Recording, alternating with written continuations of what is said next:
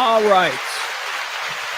Welcome in. It's the High Noon Rant with me, Pugs Moran. We do it every day here on the RadioMisfits.com platform. We also we do the show from the e-gallery. Sorry, I'm a little okay. Ready? Are you ready to start? I'm ready to go off. I'm so pissed at Restream. Restream is the platform that we use to do this show every single day. Why am I pissed at Restream? Because they change their shit all the time. They change. Hi, Taronda. Like, I have no idea if this show even got scheduled, because when I signed on to Restream today, the way I do every day, the way I've been doing it every day for the past 3 years, when I signed on, it was a completely different layout. All of the muscle memory that I have used over these past 3 years to just go, okay, I go here, then I go here, now I don't know. I don't know what the hell is going on. Look, it says we got 4 people. Well, 1, 2, 3. I got 3 people in the chat room. It says there's only 1 person listening. And I know that's not the case. Well, maybe it is the case. I have no idea if this thing, and that's why we're here at 12:15 or 12:20. I guess we actually started, because I have no idea what they're doing. Did you guys in the chat room, let me know in the chat room if you got a notification for this show? Did you get a notification? Because I have no way of knowing. All I know is I kept waiting, kept trying to make sure it was right. We'll wait for some more people to come in, because I don't think you got this notification. That's why it's important to like, follow, subscribe, YouTube or Facebook, whatever it is. If you watch on YouTube, let's see here. I'm here. I did not. Christina Rankin did not get a notification. What the fuck? Jeez Louise. You did not. So that's why I can't believe that this weekend I'm going to have to practice how to put a show together or how to schedule a show. But see, here's why they do it. Here's why things like Restream do this bullshit, because they offer you the same basic thing, and you get charged every month, and then incrementally they will raise their charge. And you're wondering, why are you raising the price of this every month? So they change it. They just change it, not because it's better, but they change it so that you subliminally think, well, they're doing stuff. They're making it a better experience, but they're not. They're just fucking with us. It was fine before, man. So people in the chat room are saying they did not get. Cliff did not get a notification. YouTube gave a notification, Byron says. Facebook did not. Now, April says, why is this show not on YouTube? What do you mean the show's not on YouTube? What? Hold on. Let me go to YouTube. Let me see. Now I got to see. Fucking Restream. I'm sorry, man. This is not the week to be fucking with. There it is. It's on Restream. Or it's on YouTube. YouTube Restream. There it is. Yeah, I'm there. Okay, so I don't know. Come one, come all. Welcome into the Rant. We do this every day, Monday through Friday. It is typically a current events driven, non-politically partisan. I call it a talk show for the normal people who don't completely define ourselves by how we vote in November. And we usually go through the news and we talk about the things that are trending and what's going on in the world. We do it every day at 12 p.m. here from the fabulous Kelly Mohr studios in the e-gallery. That's been a little bit different, though, this week because of, obviously, the passing of my closest ally. That's what I will call her. I mean, she was calling her my friend. That's not right. We weren't more than friends. We were like brother and sister. We were radio partners for years in 2 major markets. We've been through major lawsuits together, never against each other, but like on the same side where it's like us versus someone. We've just been through shit. Multiple divorces for both of us. I mean, so, here's what I do know. She was my closest ally. So, it's been a week, it's been a week. I told her brother yesterday, and I think I may have even said this on the air, but it dawned on me, and it hit hard in the moment, and then I survived and I got past it. But it dawned on me that, of like all the great experiences of my life, like the best stories that I have, the best thing, I would say a good 85% of them I share with her. It's like those are her memories too. Like there's nobody else in this world that I can go, hey, do you remember when we were in Iceland and that dude from Philadelphia wanted to get as close to the volcano as possible? That was a funny moment and it's one of the funniest moments because you had a bunch of shock jocks daring another shock jock to do something that was really stupid. And Kelly and I sat and watched it. There's a whole bunch of stuff like that. And, as I am processing through this, the famous 5 stages of grief and all that kind of stuff. And that's why I've chosen to do these shows this week. And we will get back to regular programming on Monday. Anyway, this is just the process. This is how we go through. I told my mom today, I was talking to my mom this morning because I have the best mom in the world and she checks in all the time.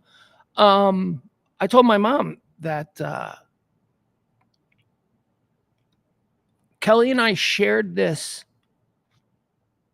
thing. It was we're broken people. And that is not to suggest that Kelly and I were more broken than the rest of you, because you're all broken too. It's just that you don't really recognize it. Kelly and I knew that we were damaged individuals, and that one of the things that we knew that we could always do was that we had trouble with people we actually care about in real life situations. We had trouble tackling heavy emotional things in the moments as they occurred in real life.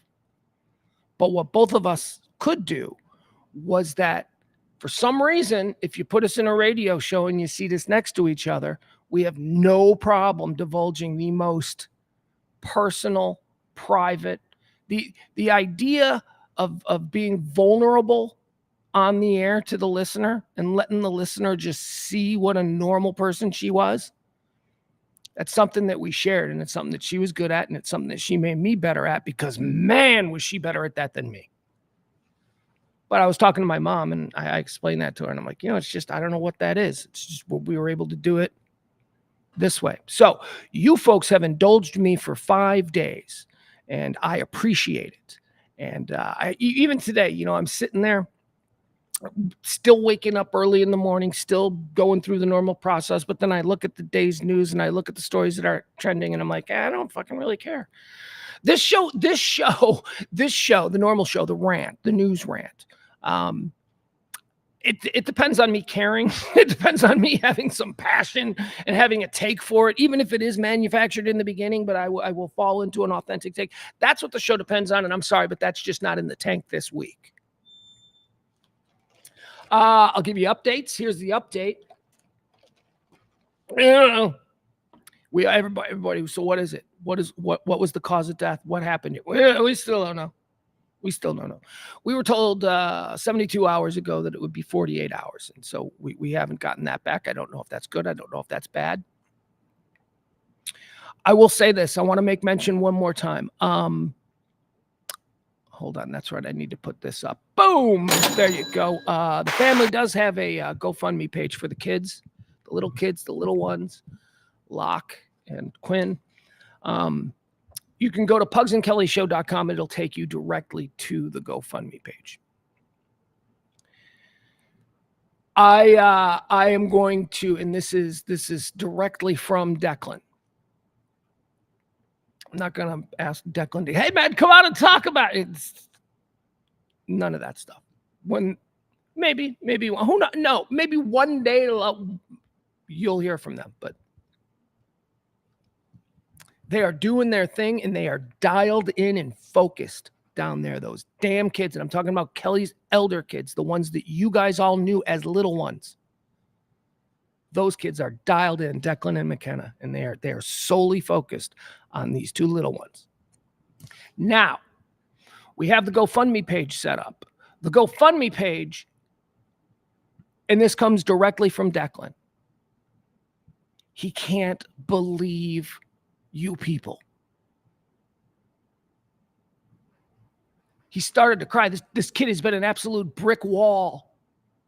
And he started to break down when he was talking about, I didn't think my mom had any friends. And that was one of the things that was going on with her. That's why she was so attached to her phone. She didn't have a lot of people that she hung out with down there. She had a couple of very close people who she trusted and loved dearly. But your response on the GoFundMe page has, I would say, shook the family. They're stunned. They are stunned. So thank you on behalf of Declan and McKenna. Also, here's another note. We have not been discussing Kelly's ex-husband. We haven't been. There's no beef there. People, we're all grown-ups, man. Marriages end. People go through divorces. There are issues. There's no beef there. And I have to mention this because it's come to our attention that somebody who knows who he is on one of the socials or something reached out and made a threat against him. You know, his response is to call Declan and go, "The hell did I do?" Other than, be in the middle of a divorce. And the details of the divorce is nobody's business, okay? But on behalf of the family, on behalf of Declan and Mac, they ask, oh my God, we're not looking to go get, that is not in play. That is not a thing. And they're shocked by it. So please, understanding your intentions are beautiful and lovely. And I get where it's coming from, but that can't be a thing. That just can't be a thing. You have no idea why that can't be a thing. Please stop. Everybody down there, everybody. I've been married twice. I have 2 ex-wives. If they died, I'd be devastated. So you people are beautiful. And, but we don't need that. That is not, so trust me, if that were the case, there are people very closely involved in her life that will be utilized if that would, but it's not. Okay. So please, it's not on y'all, but thank you all very much. Okay. So, let's see here. The goal, the other thing that Declan said about the GoFundMe page that I thought was just so absolutely beautiful was he said to me, he goes, Pugs, we didn't want to do that. We know that there is going to be expenses like coming up right now in the next couple of months that a school teacher, me, a young school teacher living in a 1-bedroom apartment, I just can't. I said, Pugs, I was hoping, the very best case scenario was that we'd be able to raise $3,000 so I could make rent and mortgage. Because, paying the mortgage on the house where the kids grew up in, who understandably, the kids don't want to be there right now and maybe never again. Because it was the 2 young ones who found mom. So anyway, Pugs, I needed $3,000 and the rest I was gonna figure it out. We can figure it out. You can take another job. You're going to quit coaching football. Oh, your mom would love that. Your mom would absolutely love that. No. So, holy shit, you people. And that comes from the family. So, thank you. Let's see here. What else needs to be mentioned here?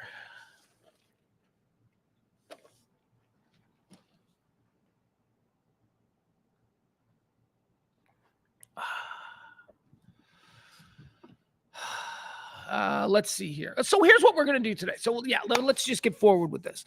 It's going to be a lot like yesterday. I don't know how long the show's going to go.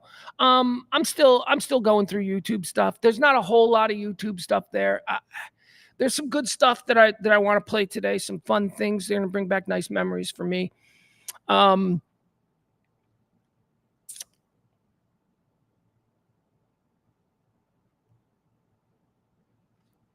So yes, that's what we're going to do. It's going to be a little bumpy. Hey, I'm doing better though. Thank you very much. All of you people who have reached out. A couple of things that I wanted to mention though. And this is so weird. I posted about this earlier. Here, I want to show you this. This is so weird. Are we sharing? Yeah. I don't know what that is. Look at that big boob girl at the top of my Facebook page. Who is that? Who is that? No, I don't want to swipe for more. I don't know why you're there. I mean, I'm not complaining. Don't get me wrong. All right. Let me show you this.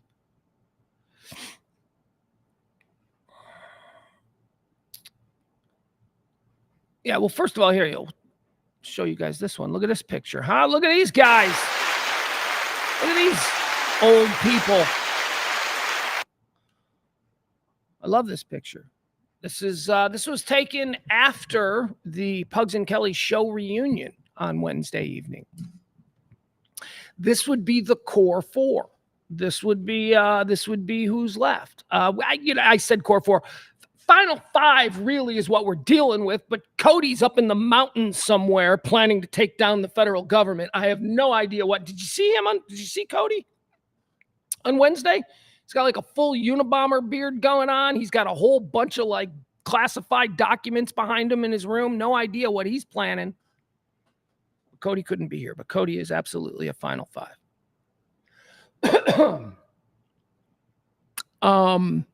But here we have from left, that's Eric with the backwards baseball cap. Then me and Sybil, and then James Parker. So the obvious people missing are Paco and Kelly. So there you go. That's the final pick. But here, I wanted to show you this. Sorry. You get a little verklempt, I think is the word I'm looking for. Let me show you something so fucking weird. All right, look at this, dude. Check this out. So this is an absolutely beautiful, expensive Highland Park, Texas rehab that is less than a year old.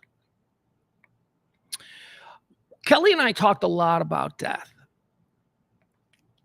Well, I mean, anybody who listened to the show know that we were pretty morbid in that, we didn't have any, neither of us at the time expressed any real deep fear of death, only a fear of those left behind. But Kelly used to always say that she would haunt me, that she hoped being a ghost was real because she wanted to haunt me. Which, I got to be honest, and I posted this earlier, I haven't taken a shower in 3 days because I don't want Kelly seeing me naked. I can't get over it. Somebody else very close to her said, that's why I'll never masturbate again. Which I thought was very funny. And I'd love to give credit to that person, but I don't think now is the time. So anyway, she always said she would haunt me. And not only would she haunt me, but she was going to be a poltergeist because in her mind, the poltergeists were the ghosts that got to have all the fun. Poltergeists, they're the ones that move things and, break windows and make noise at night. That's what poltergeists are. She specifically said that she was going to hide my remote for my TV and my keys. And she was also going to rearrange my cabinets. Now, after we recorded that show on Wednesday, I came home to this beautiful rehab with that's fine oak, hardwood, beautiful cabinets. This is not some funky, cheap apartment that, you get after college off the tollway in Frankfurt or somewhere over there. No, this is a really nice, well-built, less than a year old kind of thing. So I get home from the show. I open up the cabinet to get myself a drink, and the entire door comes off. Didn't even break. It didn't break at the wood. Like, it's not like, it broke off the wood, and now we got to have some guy who knows about wood repair come in. No. It just popped off the hinges, both of them, cleanly. As if somebody had loosened the screws so that the next time somebody opened this door, they'd be like, blah, and it turned into a Lucy skit. Because let me tell you, I know it's a high quality door because that freaking door is heavy. It almost killed me when it came off. So yeah. So I thought that was just incredibly weird. There is no reason. The way The way that a cabinet like this would break would be because of years of wear and tear, being opened and closed and opened and closed. And even then, it would break at the wood. It would break because the wood has broken down, not the steel, not the screws. It's a clean, it can be fixed like that. It's a screwdriver. I got to get up on a chair and I got to screw this damn thing in. And it's going to be wildly inconvenient, but it's going to leave no scars and it's going to be fixed fine as new. And that is Kelly. I'm telling you. I have no other way. I have no other way to explain this. I would say this, Kelly. Stop it. Just stop it. You know what? You want to start this shit up in like a month or something? Good. Good for you. Have fun. We don't need your bullshit right now, Kelly. We're dealing with your other bullshit.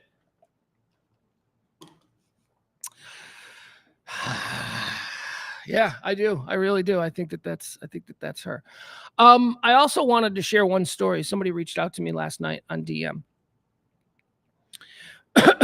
And this is a Facebook friend who, they've been a Facebook friend of mine for 20 years, but I don't know them. They're just so I just assumed a listener, just one of the listeners that I didn't know.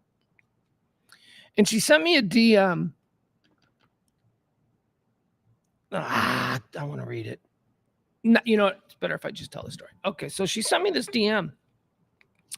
She starts off, hey, Pugs, you don't know me. We've met a few times. Just a listener. I used to come out to dodgeball. Okay, it could be any number of 1,000 people, but so nice of you to reach out. She's like, I just wanted to say I'm so sorry for your loss. And then she shared a story. She said that one night after Duke's, she was walking to her car and she was drunk and she had showed up to dodgeball after work because some friends were like, you got to come out, you got to come out, you got to come out. And she was in her work clothes and she's walking to her car and she's drunk. And Kelly kind of catches up with her. Why? Because first of all, this is a drunk girl walking through the Duke's parking lot. And if you remember the Duke's parking lot on dodgeball nights, it was big. It was almost like, when you go to Six Flags and you're like, where do we park? So Kelly runs up to this girl and starts walking with her. She's like, hi, I'm Kelly, blah, blah, blah. The girl's like, oh my God. My people from work had a team, so I came out and listened every day. It was that whole thing. Kelly says, hey, where are you going? You're not driving. She's like, I got to get home. I got to wake up early. And this was like, dodgeball would go from like 8 to 10, and then we would stay there until 1 a.m. and just hanging out with people. But this was early. This was obviously some girl who showed up after work and she was going home. And Kelly was walking through the parking lot on this particular night. Kelly was going home too. She probably had something to do. So Kelly talks to her and she says, look, you can't drive home. You can't drive home. And she's like, no, it's okay. No, I'll be fine. You get that story from a drunk person. So somehow Kelly convinced her. Kelly said, look, I'll drive you home. And then the girl said, oh, I got to go to work in the morning. And then Kelly said, well, what time do you go to work? Because I'll swing by, I'll pick you up, and I'll drive you back here to Duke's, and you can get your car, and then I'll just go to work. Who does that? Who does that? She did that. And I'm reading this, and I'm like, yeah. This is like, this is another one of these instances where people tell these stories about somebody who's died and you tend to roll your eyes because you're like, I know that person did some shitty things. This is all just PR for them in death. But this girl telling me the story, I'm like, yeah. Oh, I've seen her do stupid shit like that. I've seen her do selfless stuff like that for a listener that she didn't know, that she just so deeply appreciated that they were listening. So yeah, so that fits hand in hand with the story I told yesterday about she shows up to dodgeball with these 5 dudes who barely speak English. They're very nice dudes, very good dudes. They were her landscapers. She somehow convinced her landscapers, the guy who show up once a week to do leaf blowing and all that. She just convinced them to form a dodgeball team and come out and hang out with her. Miss Kelly, who pays them to do her yard. And I told you this yesterday. This was the funniest part to me. I said, how did you guys know about this? And the dude said, well, we were all having breakfast. And Kelly said, and I'm like, you're having breakfast? We all are cool with our mailman and our, maybe even the Amazon guy that's got our route or the pool guy, if you're so blessed. Landscapers like, hey man, how you guys doing? And we know our guy's name. But that's about it. It's hi, that kind of thing. No, not Kelly. Kelly knew that on the mornings that they were coming, that she should whip up more pancakes. Dude says, I go, how are you guys even here? How did you guys hear about this? And he said, because when we were having breakfast, Kelly mentioned it. And he just mentioned it. So it wasn't like he wasn't even stunned by having breakfast with Kelly. Like it had happened every week before, like it was the normal thing. Well, when we were having breakfast, Miss Kelly said, like, oh my God. So yeah. So I'm not surprised at all to learn that she drove some drunk girl home from Duke's and then picked her up in the morning and took her back to her car.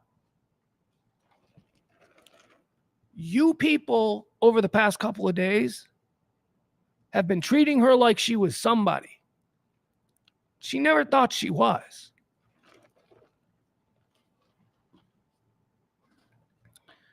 She always thought that I had the talent. She used to tell me that. And I used to tell her the opposite. We explained that. It's like, I don't know. I don't think I'm any good without you. And she's like, well, I would never get a break if it wasn't for you.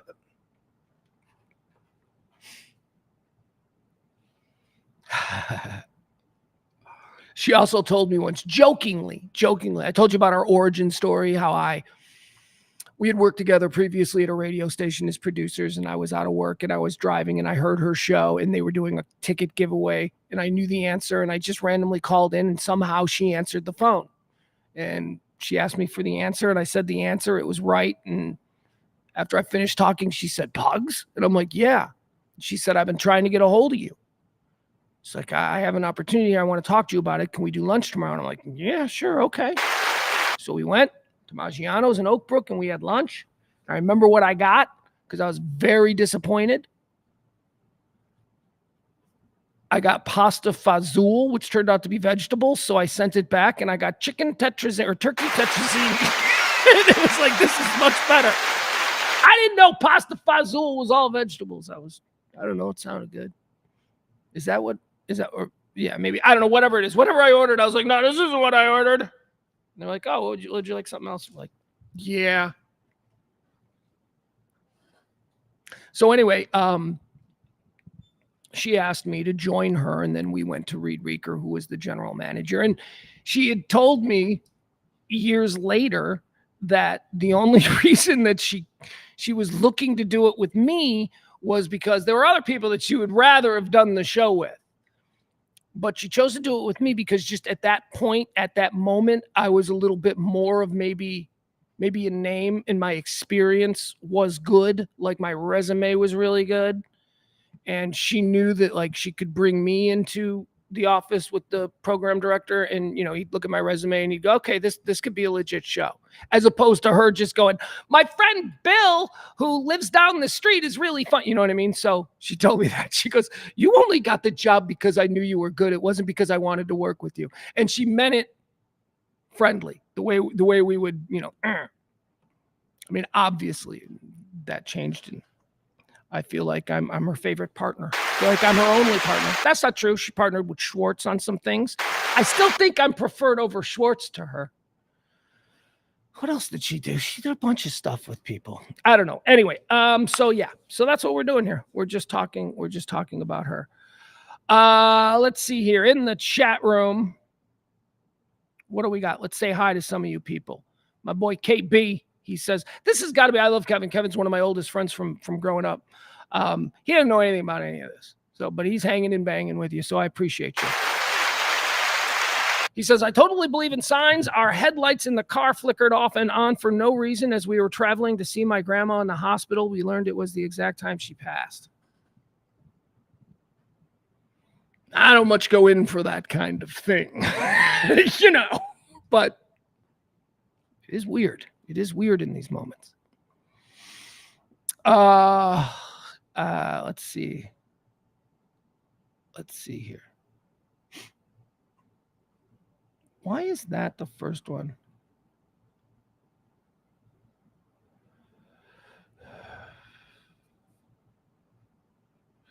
See, I want to say hi to some people in the chat room. Who did I see in here? Did I see Keynote?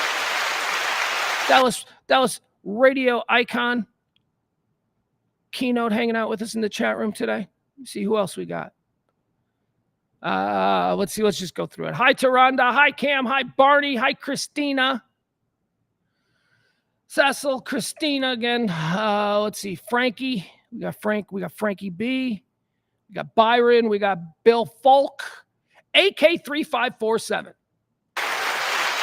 There's a new one. Welcome to the show. We got JR hanging out with us. He says, so sad to hear about the passing of Kelly. Thinking about you, pal. Thank you, JR. We got Cliff. We got April. Robbie. Robbie says it's on YouTube, I guess is what he's saying. Big Luke. Excuse me, burping. Kevin the trainer, ladies and gentlemen, hanging out in the chat room. How you holding up, brother? I'm sure you're fine. Kelly loved you dearly. Mama B. Mama B says, glad to see you today, and I'm glad to be here. I'm glad that you people are indulging me these things. Okay, so let's get into what we're going to do today. We're just going to pass some time. I'm working my way into being comfortable listening to her. Can't believe that we're not going to have our football picks thing this year. We're really working behind the scenes on it. And good job, Kelly. Good job. Good job. Thanks.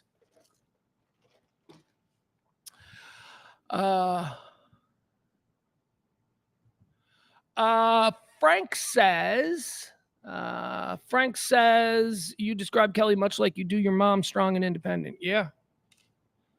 Very, very similar personalities. Very similar female personalities. And I think that's why I was so drawn to Kelly and to working with Kelly. And it also explains why I never wanted to date Kelly. But yeah, Frank, they're very much the same kind of woman. That's a great observation. And Kelly loved my mom. And I know that it was mutually. Rob says when my mom passed, a glass of wine flew off a counter and no one was near it. Yeah. We're talking again about a thing I posted on Facebook where came home from doing the Pugs and Kelly reunion show and opened up my cabinet and it just popped right off the hinges, which is odd considering that it's a very well-made cabinet in a very expensive part of town in a very new rehab. There's no way that thing should have broken in less than a year. And Kelly, of course, told me that she was going to haunt me if she were to die first, and she would be a poltergeist. And that is some poltergeist shit. So that's why we're talking about these weird things that happened when people we love die. Al says, can you do the football picks with Sybil? No.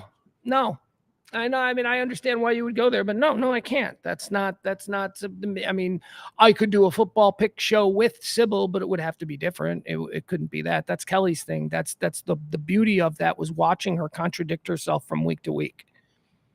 The Kelly's picks format, for those of you who are unfamiliar, every week for years and years, she would pick football games. This was on the radio against an expert.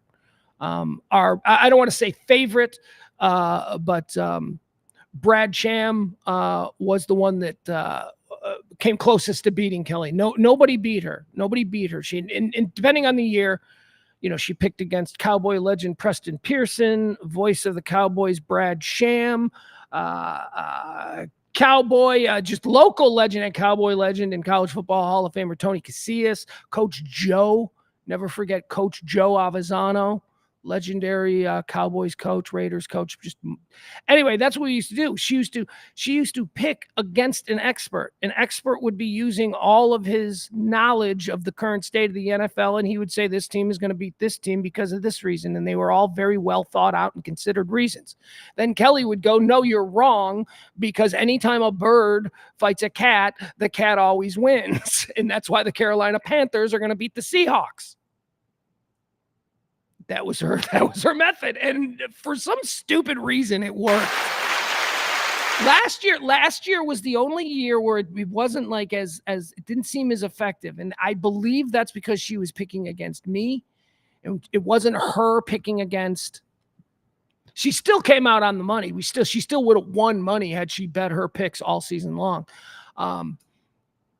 but she wasn't picking against. She wasn't picking against anybody. So this season we were going to reboot it, and we had people that were already committed to doing it. It wasn't going to be one guy for all 17 weeks. It was going to be different people. We had about 5 people who were committed, and they would do week to week. Like one week it would be this person, one week it would be that person.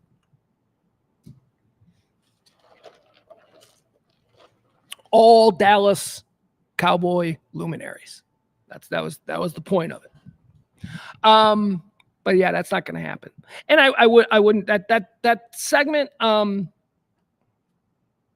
know what it's like when I love you, man, but it's almost like when a band breaks up and the band says, "Yeah, well, we'll never play again." Well, we can't play again. It's not the same thing. It won't be the same thing. We might get together, but we change our name. You know, it's that whole thing. It's like I get that right now. Like, it was fun being with Cody and James and Sybil, and Eric was here in the room. It was fun being with them, but it could never be the same thing. It could never be the same thing because an important part of that dynamic is missing.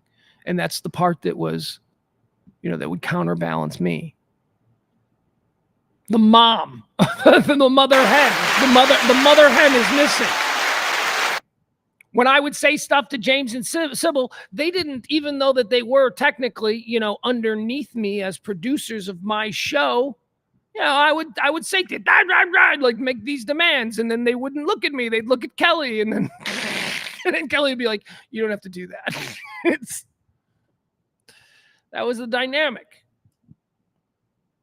I also think that if you ask these people, and maybe I'm wrong about this, but I think this is the case. I also think that, like any other mother and father situation with a bunch of kids, and in this scenario, the kids are James and Eric and Sybil and Paco and all that, there is an easy one and there is a hard one. And I think that Kelly was the hard one. I think that Kelly was the one day in and day out that you didn't try and fuck with. If there was something that needed to be done and she thought that you were the one that had to do it, I think she'd be the one that would talk to you harshly. I would say, "Hey, is this ready?" And they'd be like, "No, it's not ready yet." And I'd be like, "What the fuck, man? Let's go." But it would go no further than that. And then minutes later, I was the soft one. I was the one you could get away with shit with. Not Kelly. Kelly held it all together. Well, I just know Pugs isn't going to do this, so I got to do it. I mean, I guess it worked both ways. I guess there were also some things that I did that she didn't do. Like, I took all the bad meetings. I took all the, if we're in trouble meetings or whatever, I took all of them. If we had to go to some stupid AT&T function because AT&T, I remember this was a big fight we had. There was this big AT&T function at I think it was Valley Ranch, when the Cowboys used to train there. There's a big AT&T function there, and it was Cowboys kickoff, AT&T, proud partner with, whatever station. I think this might have been the Bone when we used to do pregame. Kelly and I did pregame for Dallas Cowboys on a metal station. It was just all so fucking crazy. What? None of these things intersect, right? I mean, we should not be doing pregame on the Cowboys flagship. Have you heard how Kelly picks games? But so there's this AT&T thing, And I get up extra earlier and I go there. And for some reason, at this particular, because it happened before, I was just really pissed at her. I was just really pissed that she didn't go. And of course, she had a good reason. She had kids. She was like, I have to get the kids off to school. They have breakfast. I'm not going to be able to make this meeting. You're going to have to go for it. And I remember that became a big fight between us. I was like, what the fuck? You got to start going to these things. And now, when I have the big, separate from my ego, the big 30,000-foot view of how we look at things, and the reason I have this view now is because she is dead and I'm thinking about these things. A lot of that was just me being a jerk. A lot of that was just me, because she did so many things. Dodgeball, that's her and Sybil. That wasn't me. I'm going to take credit for that idea insofar as I stole that idea from my boss, Kevin Matthews, in Chicago. He had always wanted to do dodgeball, and we could just, for some reason, never make it happen. And I always thought it was a great idea, so I did it here. But that was my contribution to it. Hey, we should play dodgeball. The organizing of the teams, the filling out of the brackets, all of that stuff was Sybil, and to a lesser extent, Kelly overseeing this whole process. I couldn't be bothered. I just showed up and had fun with people and hung out, on the microphone the whole time screaming. Okay, so that's enough of that.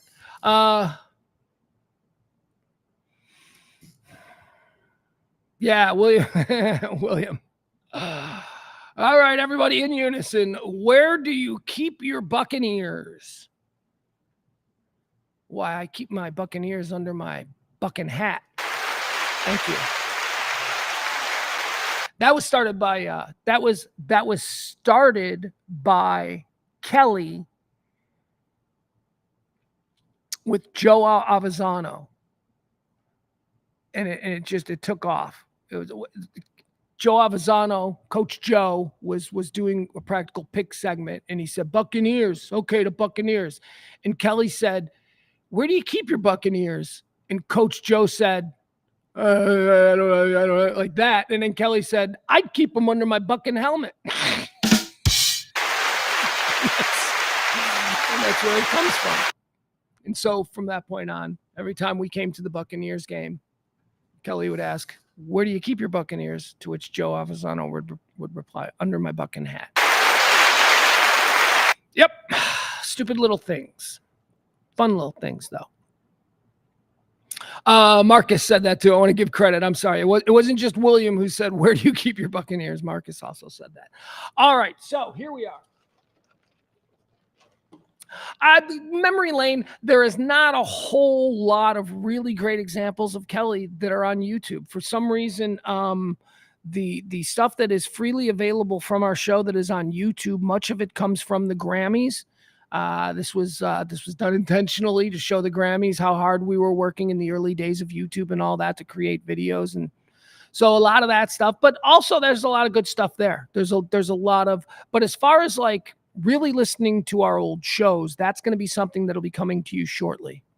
Just give us a few days to figure out how we do this and let us get through all this other stuff. But I think radiomisfits.com will be offering, and I'm not sure, we're going to figure this out. We'll be offering some kind of a stream if you want to hear old best ofs, and we're going to release those, because at this point, fuck them if they say we can't do it. I'm like, seriously, I'm all out of fucks to give with these radio people. You're not scary anymore. You can't afford the lawyers you used to afford. Let's go to court over this. Really? You want to go to court over this? They won't. So we're going to have that available. But today we're going to listen back to some things, just, some cool things that I think are fun for me. But again, very, very limited in what we have here. All right. So let me see what we got here. This is a video. This is, we used to do things. We like to make the people who supported the show. I think one of the reasons that we had so many interns and so many people coming through wanting to create bits and pitch segments to the show, I think it was because they understood that, like, we encouraged that. Like, we encouraged our board op to be a regular personality on the show, and that's Eric, right? We encouraged our incredible tech producer who makes songs and street stuff to be on the air and become a personality. That's James. And we encouraged, our executive producer was Sybil, but she was the third mic on the show. She was always there. So I think that's why we had so many people. This is Cody. This is Cody 2. This is not Cody Burleson. This is not Prime Cody, who was one of the final 5. This is another intern that we had named Cody. And apparently, you know that fire in the hole thing, where people, idiot teenagers, go through a drive-through, they order a large Coke, and as soon as the Coke is handed to them, they throw the Coke back through the drive-through window, soaking all the workers, because it's fun to shit on people who are working a thankless job. So anyway, our intern came up with that idea, or he's not that idea, but said that he had done that. And Kelly heard that he had done that. And it so appalled her that she felt that there needed to be some kind of retribution for fast food workers, or just people who just hate that there are kids like Cody 2 out there doing this shit. So the idea was, and this was probably her idea, because it just sounds like her idea. The idea was that Cody was going to be chained to the front pole in front of the radio station on John Carpenter Freeway. And people were encouraged to drive by and throw things at water balloons, is what we said. But, so we had people pull in the parking lot, they'd get a water balloon, and then they'd go around the block. And then as they drove by, they would throw balloons at them. Now, we had to stop that because we realized that it was just dangerous. People driving by, Cody there was too much slack on the rope. He could dodge it from a moving car. So we just asked everybody to just park in the parking lot, and then we handed everybody water balloons, and they were allowed to walk up and just punish this kid for being such an a-hole. Cody 2, fire in the hole. All right, here we go. Kelly getting revenge for fast food workers everywhere against an intern that thought it was funny to throw sodas at him through the drive-thru. We have something going on out front. I understand there are already some people lined up. What we're doing is punishing Cody out front. Cody, he is a big proponent, apparently, of the fire in the hole. Mm-hmm. He likes to throw things at drive-thru workers. Mm-hmm. Who doesn't love that? Aside from drive-thru workers and anyone with any kind of sense of common decency. Exactly. That's who. And anyone with any humanity in them. So, in order for him to get... Hold on. That is Cody. That is Prime. Is that Prime Cody? I can't tell, because I remember we had another intern named Cody. Cody Burleson, if you're in the chat room, is that you? It kind of looks like it could be you. A little bit of an idea of what... No, that's not it. I don't know. What it might feel like. Decency. Rant, Cody. He is a big proponent, apparently, of the fire in the hole. Mm-hmm. He likes to throw things at drive-thru workers. Mm-hmm. Who doesn't love that? Aside from drive-thru workers and anyone with any kind of sense of common decency. Exactly. That's who. And anyone with any humanity in them. So, in order for him to get just a little bit of an idea of what it might feel like, we've furnished the fine people out there with some water balloons.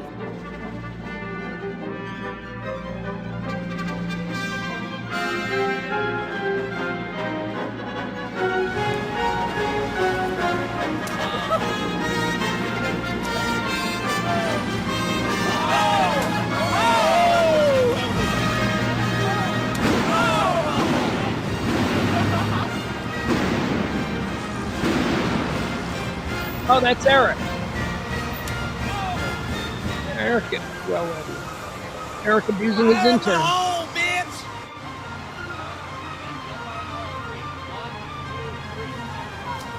Oh.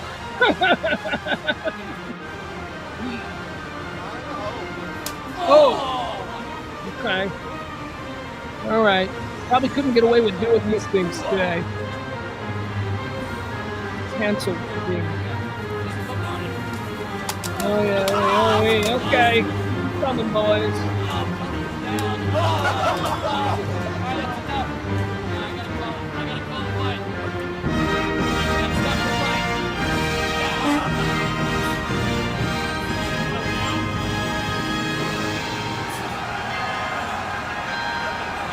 Justin Foster. Look at that. We got Bananas Foster making his first appearance. Well, not since the Squirrels bit that we played yesterday.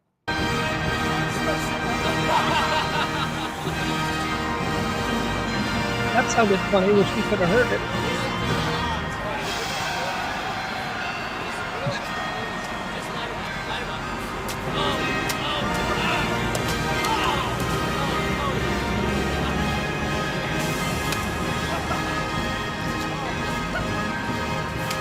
Can I just let me point something out about what we're seeing here? Okay, we can be done with that. That's basically just it. He just gets pummeled.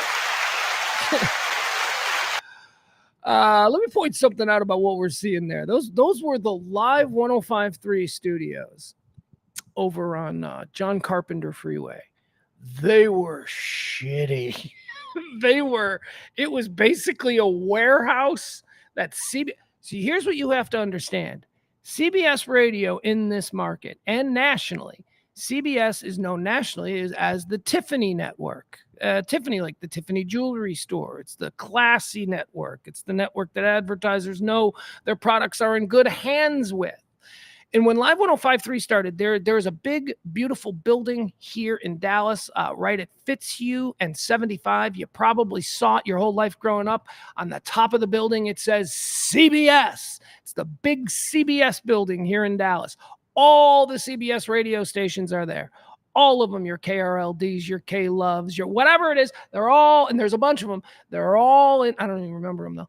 And here's why. I don't remember them because we were kicked out of that building.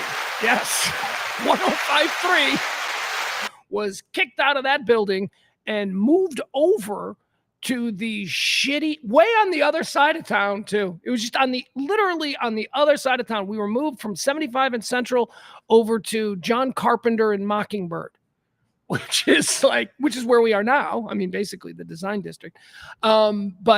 And it's funny looking at that old building because whenever there was something important, we had to go over to the big fancy CBS building where the CBS radio stations that are, respected. But no, we were hidden over there. And then they gave us Jack. Well, we had Hot 100 too in the beginning, or Wild 100. So there was another music station over there. But again, they were like the young kid music station. And we were the dirtbag Howard Stern, Russ Martin station. And whenever I see, and whenever I'm reminded of the facilities that they gave us, I'm like, that is a badge of honor. I wear that as a badge of honor. Because here's what their thinking was. Their thinking was, holy shit, does this station make us a lot of money? Holy shit, this station, 105.3, is outperforming every other station. So we got to have them around. But they're all such dirtbags. They're all just so not what CBS is proud of. So they moved us over to our own little clubhouse. I'm glad they did. But it's funny, seeing that, it's like, oh, that is such a shitty. That's how radio stations in Tulsa look. Not even Tulsa. Tulsa is a big growing city. But that's how radio stations in Waco look. Just right off a highway. A real major market radio station is supposed to be in a skyscraper. It's supposed to be downtown. It's supposed to be not where we were. Not where we were. We were in the war zone during the day of Dallas. Anyway. Brandon, my buddy Brandon, how you holding up? Brandon was another person that Kelly was very, very fond of. He says, was that Eric's helmet? I see Monsters energy drink stickers. I remember I got him sponsored for a race or something. I don't know. That was Eric in there though. That was definitely Eric.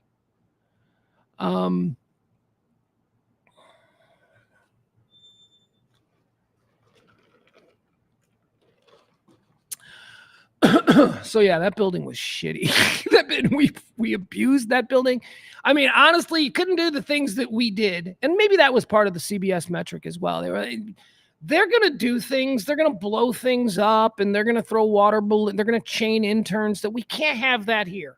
We can't have that when the New York people come to town. We can't have them see what our dumb hillbillies who make so much money for this company are up to.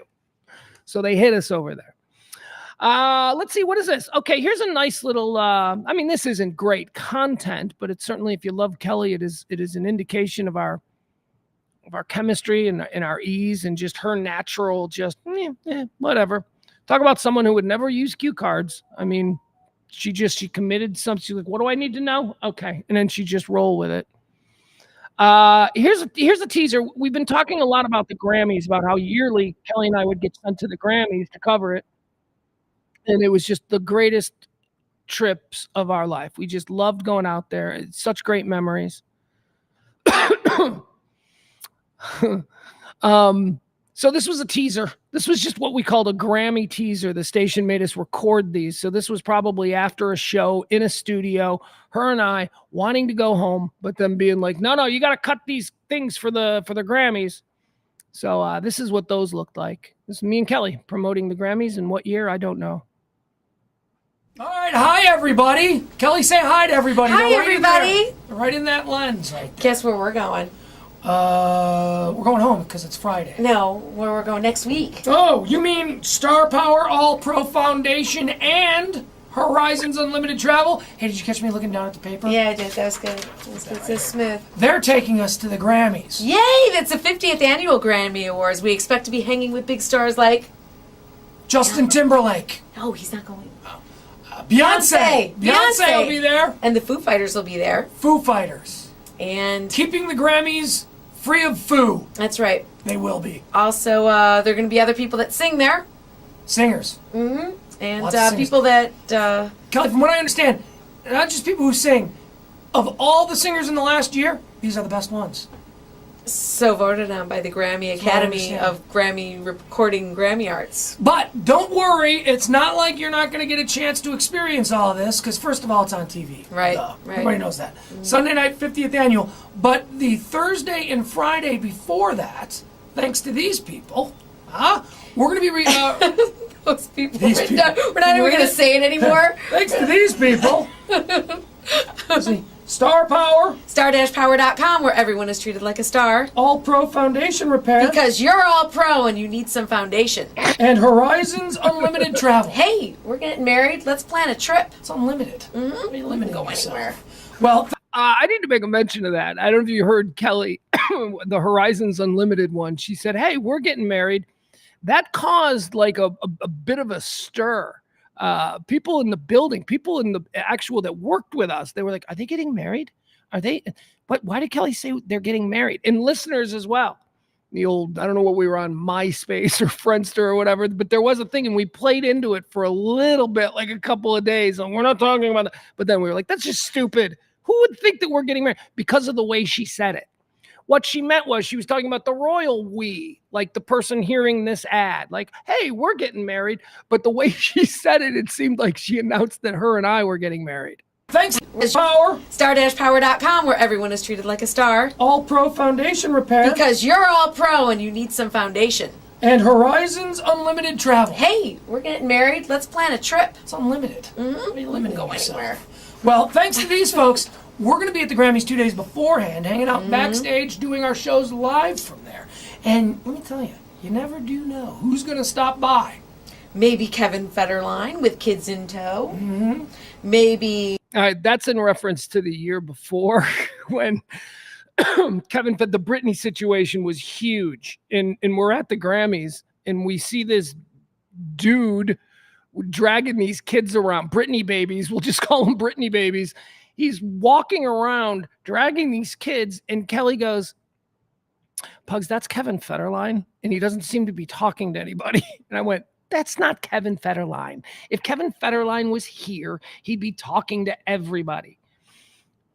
So she got up and she went up to him and she called him Kevin. And he was like, And then she brought him over. She sat him down and we talked to Kevin Federline while Britney's children just kind of wandered in a circle right next to us. That is something that I was kind of distracted by because I kept looking at these kids going, oh my God, that's Britney Spears' sons. those are little Britney Spears kids.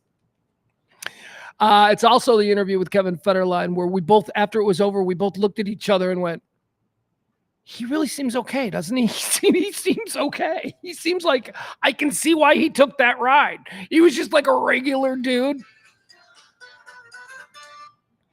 He's just a regular dude who all of a sudden, for some fucked up reason, Britney Spears thought was hot. And then she's like, I love you. I think I want to marry you. Like, what was he supposed to do? Be like, well, I'm going to go back to working at the oil change place. I mean, Kevin Federline, man. I know he was like a backup dancer, but he was still like, he wasn't making it in Hollywood. So that was my takeaway from our interview with Kevin Federline. We actually kind of liked him. We were like, good for him, man. He's set for life. It's because some super successful, uber wealthy, crazy woman fell in love with him for 6 months and demanded that he give her children. And now he's like, there's no reason to hate Kevin Federline unless you're just jealous. Well, thanks to these folks, we're going to be at the Grammys 2 days beforehand, hanging out backstage, doing our shows live from there. And let me tell you, you never do know who's going to stop by. Maybe Kevin Federline with kids in tow. Mm-hmm. Maybe a host of reality stars. That's true. A lot of CBS comedy people seem to come by. That's Big true. Bang Theory. Yep.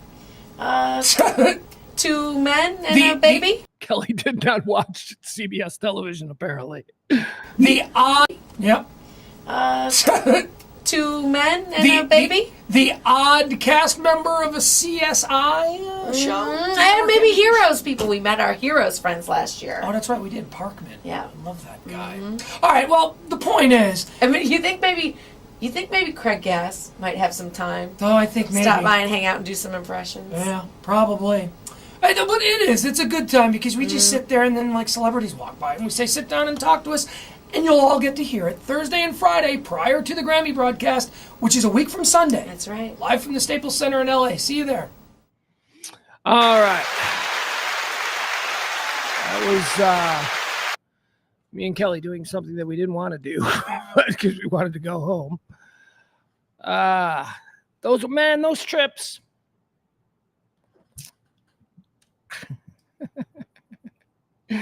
Those trips were crazy. One Grammy trip. Let me tell you a story about who Kelly was, but it's also who I was because, I mean, we were both in agreement.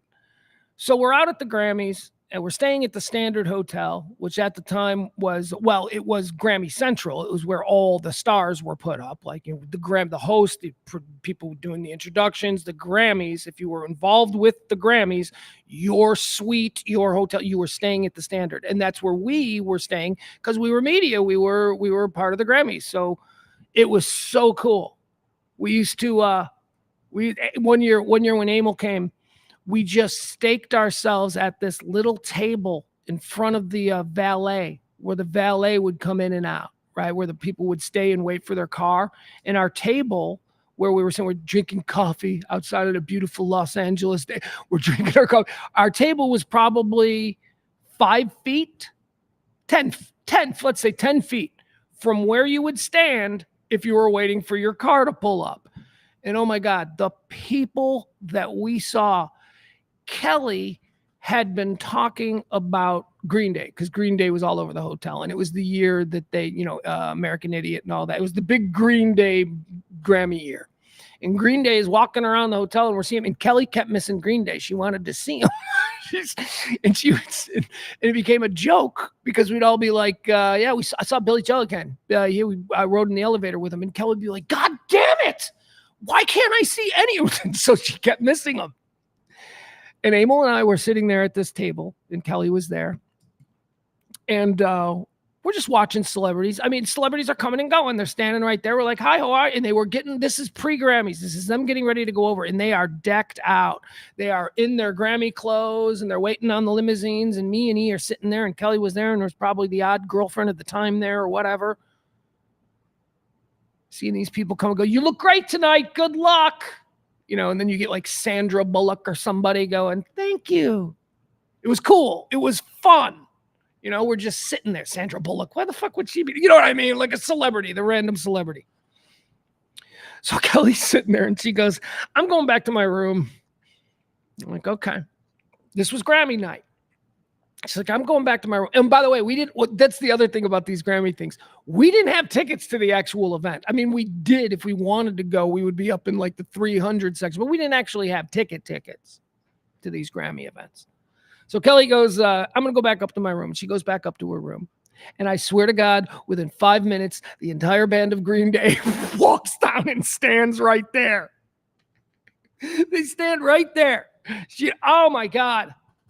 And me and E are sitting there, we're like, I can't believe this.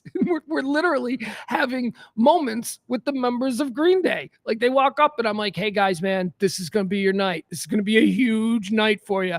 And they're like, man, I hope so. We're really hoping. And then E's talking with Billy and it's just like, and then their car pulls up and they get up and they go.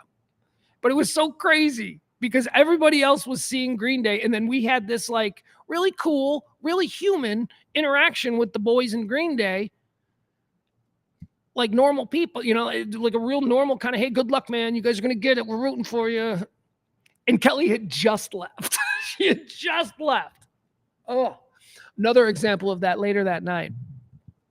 We're sitting in the bar at the hotel. We went back to the bar. And by the way, when I say sitting at the bar, I don't mean to give the impression that Kelly and I just went, I'm going to go to the store. You want to come with? That's not what we were. We just happened to be in the bar at the same time. And it would be weird if we didn't sit together. So we're sitting there and we're in the bar and she's like, what are you going to do? I think maybe Kelly was with Tyson, the football player at this point. I don't know. She's like, what are you going to do tonight? I'm like, I don't know. There's all these Grammy after parties. And like, we got invited to this bar, this club on Sunset.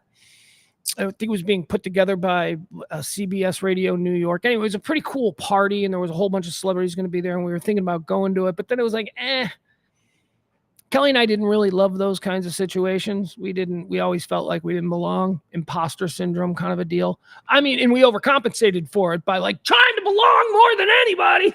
And sometimes it worked. But we're sitting at this bar and Big Dick Hunter calls. And, I'd like to call Big Dick Hunter. Maybe there's a way I'd call him and get him to tell his side of this story. Because this is quintessentially Kelly. But again, I was also with her on this. So Big Dick Hunter calls. And it's like, I don't know, 10 o'clock Hollywood time and 10:30 maybe. And Dick goes, hey, where are you at? And I'm like, we're at the bar in the hotel. And he's like, okay. Because we were going to go to this party with Dick, this New York one on Sunset Strip. And he's like, change of plans. And I'm like, okay, what's going on? He's like, I'm with Joe Francis. Joe Francis, Girls Gone Wild. Okay, Joe, look at this Hollywood weirdness. I'm with Joe Francis, and we're going over to Quincy Jones's house. Quincy Jones. Now, the connection here is, and this is weird Hollywood bizarro land, Quincy Jones, legendary American music producer and icon, Quincy Jones lives next door to Joe Francis of Girls Gone Wild, and they're buddies. They've become friends. So Big Dick Hunter is, of course, friends with Joe Francis. And he's like, I'm with Joe. We're going over to Quincy's. And after that, Rod Stewart's having a party. Apparently, Rod Stewart lives down the block. He's like, Rod Stewart's having a private Grammy party at his place, and you guys can come. And I said, you're going to have to tell this to Kelly. And I hand the phone to Kelly. And she's like, what's going on, Dick? Again. Yeah, you, me, Quincy Jones, and the guy from Girls Gone Wild are going to go to Rod Stewart's house for a very small, intimate, but cool party. We said, no. He said, nope, not going to do that. Don't know. I don't know how I could even remotely be normal in a situation like that. I would say something and I would hate myself forever. There is no way. I'm going to end up, it's 3 hours from now, I'm playing quarters with Rod Stewart and Quincy Jones. What kind of party is this? Do you see? It's probably not that kind of party at all, which is why I don't belong there. I don't know what to expect. And Kelly felt the same way, but we love telling that story. We love that we were invited. You know what? It's so cool that we were invited. We ain't going to that party. Those people, they'll think we're stupid. I'm like, yeah, they will. They'll totally hate us. That's kind of the conversation we had without actually having a conversation. You know what? Let me try something here. So that's funny. That's that story. I just was reminded of that story. Hold on, I got to open up something.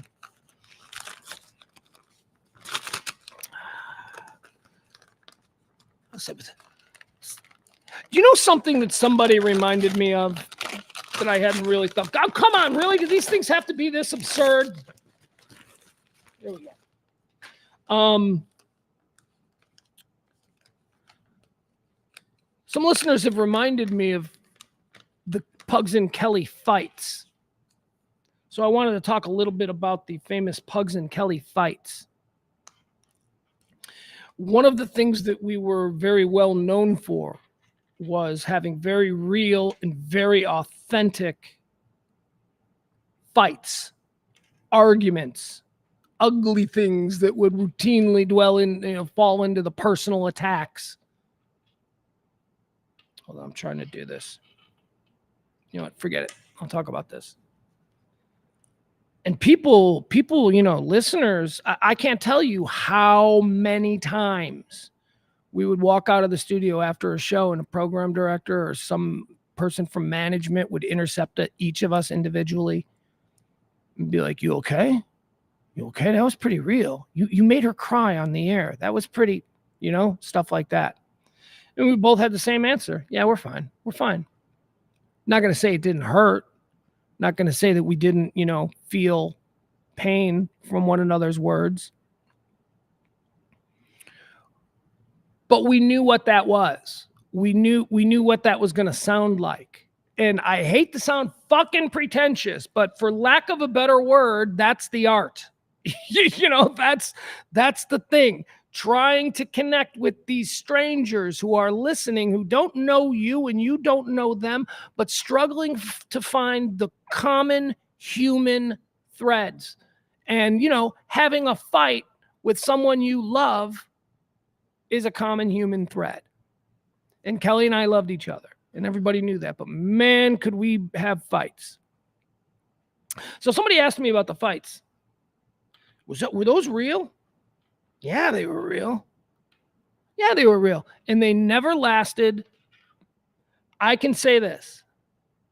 There has never been a show where we had a big fight where we didn't have a show the next day. We're always forgotten. Now, I'm not going to say that we didn't carry it into the post-show hours. I'm not going to say, and by us carrying it into the post-show hours means we just completely ignore that the other one even exists. Even in the morning before the show, like if we'd had a particularly nasty argument the day before and in the morning in the pre-show meeting, I mean, Sybil and Eric and those guys, they can tell you it was icy. It was like there was no interaction. She walked in and it wouldn't be normal.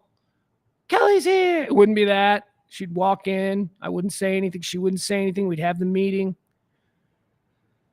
And then we'd go on and boom, that theme would hit and it would all be forgotten. Boom. That was magic. Could you imagine if you could do that in your real life with the people you love? To not hold grudges over stupid fights and I'm not saying that there weren't ongoing difficulties between us, because there were, but they were all business related. And it wasn't business related like, "I think my partner's cheating me." No, it wasn't like that. We were equal partners and but it was just, little things. I don't know. I don't like that sponsor. I don't know. I didn't like that guy. I don't know. It was stuff like that. But yeah, the fights, I can tell you now, those fights were real and they took a shit ton out of us. Both of us would talk about that, about how after some of those fights, I would just go home and cry the whole way home in my car because it was just so real. I don't know where any of those fights are. I don't know if I would be comfortable listening to them. I have to imagine that in the sea of best of discs that I have that I will be going through, there are going to be some very key fights. Some very big ones, stupid fights too. And they're always, the ugliest fights are never about what it seems to be about, right? Like if I talk to an intern in a specific way on the air, and Kelly was already mad at me, she would use that as a jumping off point. Why you got to talk to him like that? And then that would, boom, we're off to the races, because it's not that she's pissed about something else. She's pissed about, me agreeing to another 8 weeks of Thursday night appearance, stuff like that. The kind of things that partners have to work through together. But yeah, those fights were real and those fights were very cathartic. those fights are the reasons that we are as close as we were. I mean, because you know as well as I do that, one of the best things in life is the after the fight. When the fight is over and you're both apologizing, hugging, that's a beautiful human moment. Well, Kelly and I had more of those than I think most people get to experience. So that's why we were so tight. All right, let's get back into the stuff that we're listening to. Let's see. Oh, did I have anything else that I want to say about the Grammys? There were so many crazy stories from our trips together. And I've been thinking about so many of them, and now for some reason I just can't. Well, as they pop in. How about one of our best friends? And this one, I'm so glad that we have an example of him available on YouTube, because this is another one of those guys that for some inexplicable reason, Kelly seemed to have a relationship with him. Not me. I was just the guy whose radio show he did every once in a while, and it's like, hey, how are you? But no, Kelly and him, they're like, I was texting with Dr. Drew last night. You're texting with Dr. Drew. Why are you texting with Dr. Drew? Dr. Drew is a regular. He does a lot of radio. Dr. Drew does a lot of radio. But again, Drew was one of these dudes that we truly had the impression, and this was entirely because of Kelly, we had the impression that he liked us. A lot of people have regular guests on their radio show, and it's a mutually beneficial kind of thing, and they don't particularly like one another, nor does the guest approve of the kind of show he's on. But as I said, transactional as it is, it's mutually beneficial. There's a number of people who I think fit that with us. Tom Jane, the actor Tom Jane. I don't know why the fuck he liked us. I don't know why Tom Jane always wanted to do our show. Tom Jane's amazing. He was great. But Dr. Drew is definitely one of those people. So this is Dr. Drew. And some of this stuff is like behind the scenes because it's Grammys. So it may not be mic'd up as perfectly as we'd wish, but you're getting to see sort of what's going on behind the scenes. This is Dr. Drew at one of the Grammy shows. Again, Drew, regular on our show for years and years. And here it is. He just shows up at the Grammys and plops down at our table. Again, another one of these people that somehow Kelly was inexplicably friendly with. And I'm like, what?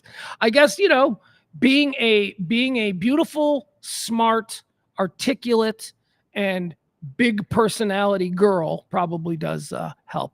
I'm Shrek. I'm out here like Shrek, and she's out here, hey, let's be friends. Well, okay. I don't see the downside in being friends with you. And they were right. There was no downside. Here we go. And Kelly, would I be wrong in saying that this is one of our favorite people on the planet? Absolutely. You are not wrong. Dr. Drew Pinsky. You guys Hi, are Dr. very Drew. kind. I want you to know this is stop one. Honest to God, first thing I said is get me to Pugs and Kelly. Let's How go. honored. Ask any of these guys. That's where I came. I met your manager the other night. My manager, where? Aaron. No, we met. No, Howard. Howard, where? At the hotel. Oh, We how had funny. drinks together. What a small world. Yeah. He's a nice guy. He's a good guy. He's a good guy. All right, Does he want to represent you? Yeah, go with it if he does. I was going to say, can he take us to the next level? That's a big deal. You know, send him something, I guess. I don't know. It's good for you. Yeah.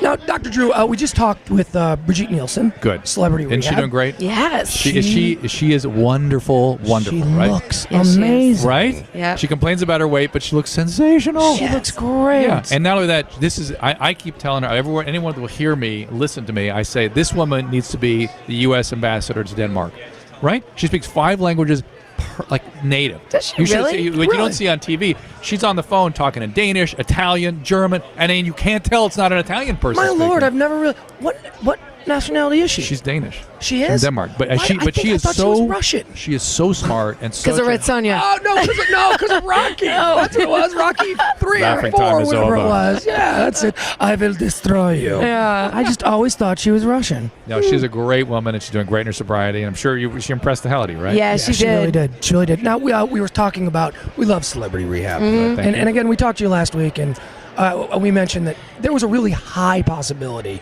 that show was going to be trash. It's different than you might think that it might be. Right. Yeah, that's what I thought. Right. But then I knew that you were involved in it, so there had to be some semblance you're of very dignity kind. there. And VH1 does a good job. They did a good job with Breaking Bonaducci. Here's what you need to know. It's a great show. This is how it avoided being what people thought it was going to be. One, they let me do it, and I know what treatment is and what needs to be done. And by the way, you're only seeing bits and pieces of treatment. We don't. For instance, we were hammering them about 12-step. You almost see none of that on TV, out of respect to the 11th tradition of Alcoholics Anonymous. We tried to keep that out. Then we get criticized for not doing enough 12-step. It's great.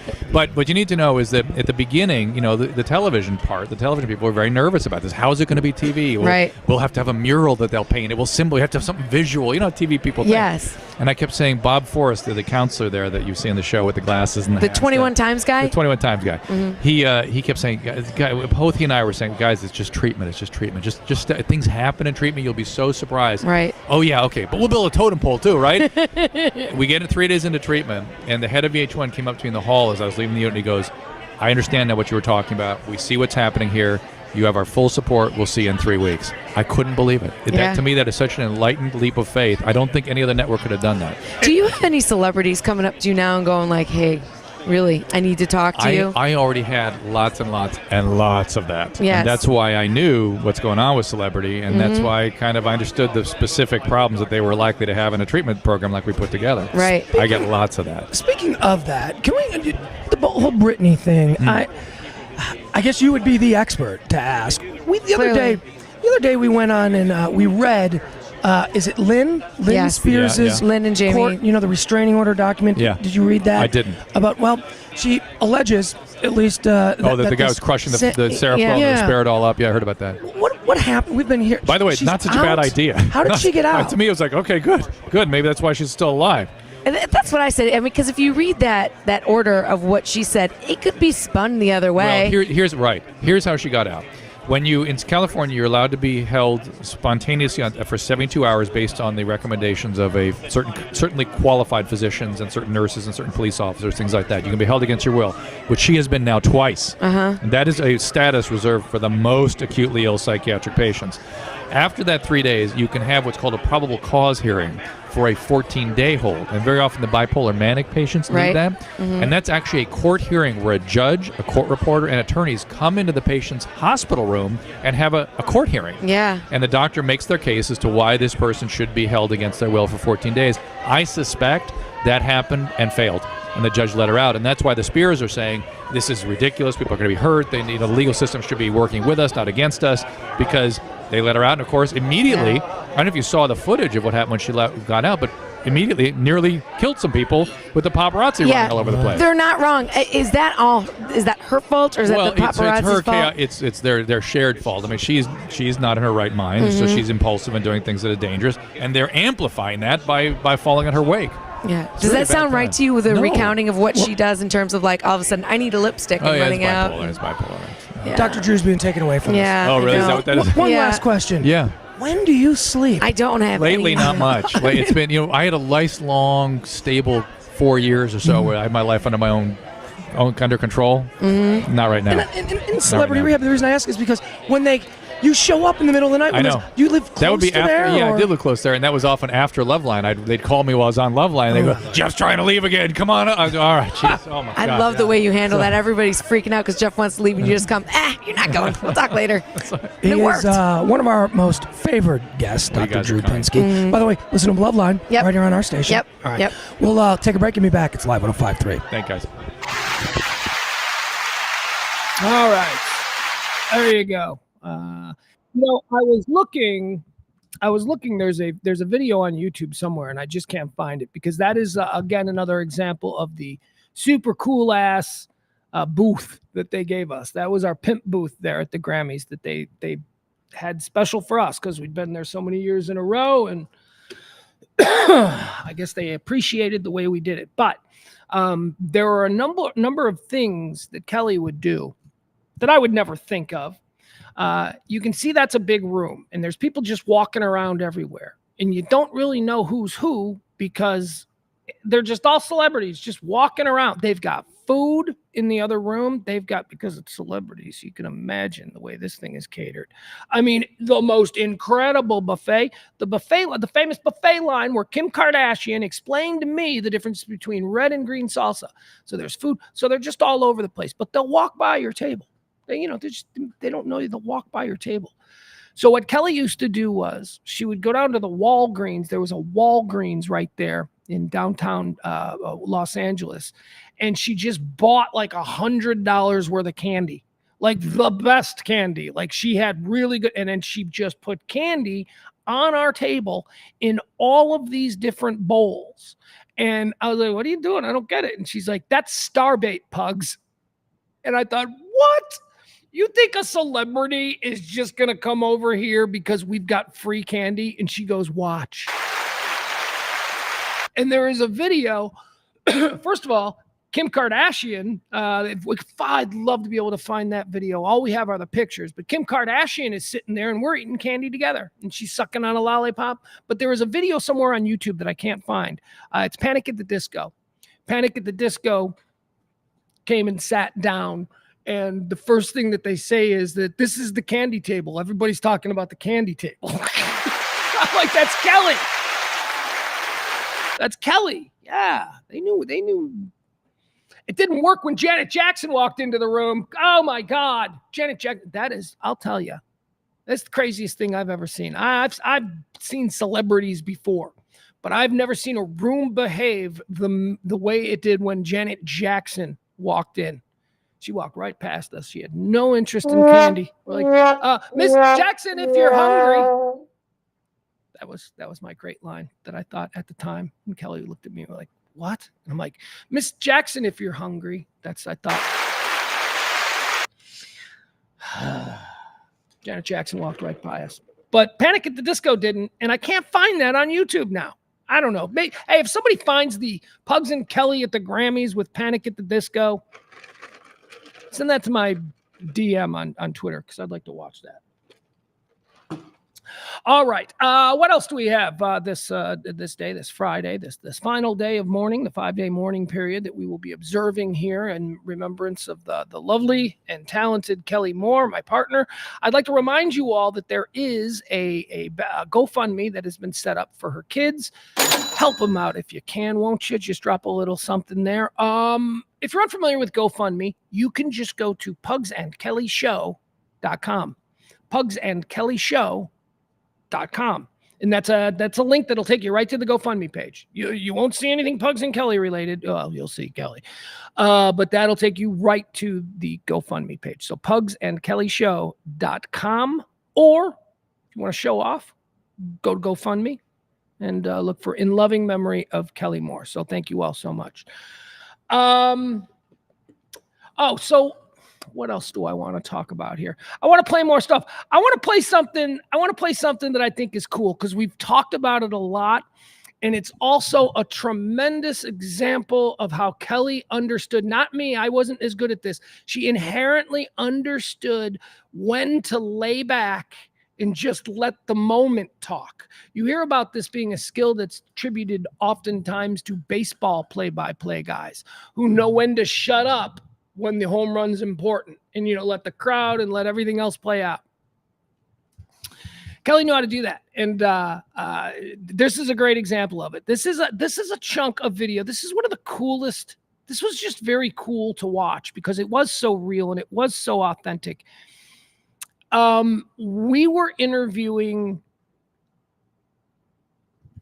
Hold on. This was, let me make sure I have it because after that last thing, I want to make sure I have it.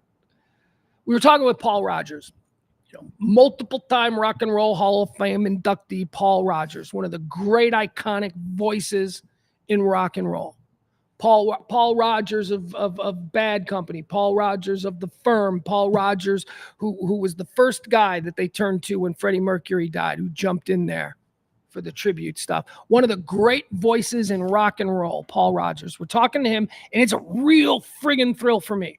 Because I'm like, this guy is cool. I want to hear stories. I got specific questions about times and places and people that he can only answer. And we had that with it. We had a nice little Paul Rogers interview. But in the middle of our interview with the iconic Paul Rogers at the Grammys, Pat Monahan, who was a friend of the show, and I think that that's probably the only reason that he felt comfortable doing this, but Pat Monahan of Train, who was a friend of the show, who also at this moment in time had like the #1 hit in America with that Sweet Soul Sister song or whatever it is. But I just remember this being a very big time for Pat and why this was kind of cool. So we're talking with the legend Paul Rodgers, and then a guy with the #1 song in the country walks by and sees Paul. He makes eye contact with me, and he's like, starts motioning like, I don't care what you're going to say, Pugs. I'm going to sit down because I'm friendly with you guys, and I'm going to talk to Paul Rodgers because I've never met him before, and he's my idol. So we've got this, and this was a really cool moment, and I didn't even know we had this until a couple of days later when I was looking for this kind of stuff because, as I say, I'm not the kind of person who Googles myself. It's just not what people who are self-loathing do. But let's watch this. And I don't know how much Kelly there is in this. I imagine that Kelly recognized. I know I was sitting there. I remember watching Kelly sit back and fold her arms and have no urgency at all to want to come and interrupt this conversation. I haven't heard this since it happened. I've never heard this back. So I wonder if I was as disciplined as she was, or if there might be, here's how sometimes this would happen. There would be these moments and I wouldn't recognize them. So I would start to talk and then she would sort of kick me under the table, or she would nudge me with her arm and I'd look at her and she'd be like, shut up. And I trusted her enough in her direction in those kinds of moments to do it. So I don't think that I'm going to be too, hey guys, I want to be in this conversation too. I don't think I will. I wouldn't put it past me. I don't remember, but I do know that Mama was not, she was going to shepherd this one. That's how I remember it. That's how I remember it being there. All right. So let's listen to this. This is from the Grammys. This is Pat Monahan of Train crashing our interview because we were talking to the great Paul Rodgers. Right here. Pat, come on back. No, please, Pat, come on in. Pat Monahan of Train. Pat, sit down. Sit down. Man, Paul Rodgers, Pat Monahan. Hey, good to meet you, man. And it's an amazing pleasure. Thank you so much for saying hi to me. Yeah, I like your band. I mean, you changed my life, man. I've been listening to you since forever. I like the name, too. How'd you come up with the name, Train? Oh, yeah, well. It's a pretty boring story. I'd rather skip it. Okay, it's great because when I used to listen to the blues, I still listen to the blues. You know, when I was in Middlesbrough and stuff, all these blues guys are always talking about jumping. I'm gonna take the next train smoking. The next train was smoking in those days. They were literally smoking. They were ready to go. I'm just gonna take that train and go. I like that concept of the freedom that gave. Well, you know what the real story was that the guy from Depeche Mode talked about America not being romantic. He said there's nothing romantic about America, and we thought the locomotive is pretty totally romantic. those vast open plains. So we talked about that. I love that. My idea with Bad Company was it was like a sort of the very romanticism, the real deal of all those pioneers coming over. And what did they find? They found vast areas of land. Yeah. Something that they didn't have a lot of in Europe. Land, man. And of course they went crazy for it. There's a lot of romance there, I think. Yeah. And man, your voice is, you can't get more Isn't romantic. it one of the great voices in rock? But you know what I love about you, and I got to tell you, because I'm in this business that you're in, but you've done it so well for so long, is how creative you can be, not just with Bad Company, but The Firm. I saw that live, and everything you did, your theatric. I'm sorry. I got to go back. I got to go back. We got to see that again because I need to see that again. That was me trying to be a part of this conversation. And Pat, who is obviously, he's comfortable and we're comfortable with each other, but Pat wasn't going to let me in on this. Pat was like, look, radio boy, don't know if you've listened to the radio lately, but I hold a lot of power in this town and I would like to talk to my hero. And I think he shuts me down. See that again. All those pioneers, it was like a sort of the very romanticism, the real deal of all those pioneers coming over. And what did they find? They found vast areas of land. Yeah. Something that they didn't have a lot of in Europe. Land, man. And of course they went crazy for it. There's a lot of romance there, I think. Yeah. And man, your voice is, you can't get more Isn't romantic. it one of the great voices in rock? But you know what She just totally shakes me off. He looks at me and he's like, Pugs, shh, come on. You don't know what you're talking about here. I know what I'm talking about here. love about you, your voice is, you can't get more. Isn't romantic. it one of the great voices in rock? But you know what I love about you, and I got to tell you, because It's my show! I'm in this business that you're in, but you've done it so well for so long, is how creative you can be, not just with Bad Company, but The Firm. I saw that live, and everything you did, your theatrics, and then you go out. And I was in Vegas the other day, and I'm like, man, who is that? And it was you singing with the guys from Queen. Okay. And so I was like, man, you just keep doing great things. But you know what it's about. With any band, it's about like that fire that you feel, that you kind of you pass the ball between each other and you elevate each other's game, as it were, and you take it to a new level. Guys don't do what you do anymore. It's guys, and plus nobody can do it live anyway.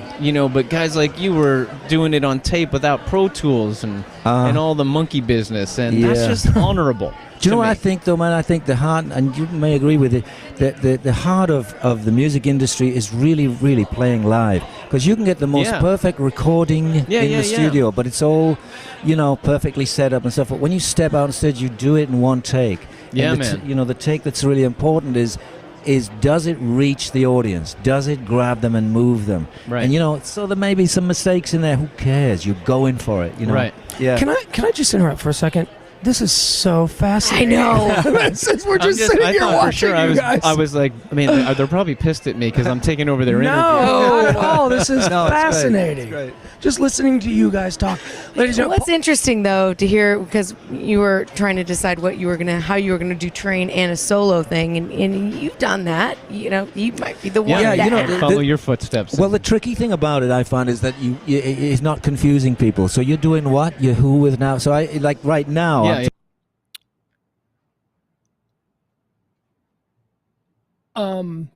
That was also something that maybe a lot of people wouldn't notice there, but that was some fucking technique there that she used. Because all I could offer to this was, wow, this is really interesting. That's all I could offer to it. But she recognized that these two guys talking together was really interesting. And maybe now there was a lull, so she wanted to control it and restart it. And she's the one who asked something that moved the conversation forward. Not me. Dumbass me is just going, wow, this is so cool.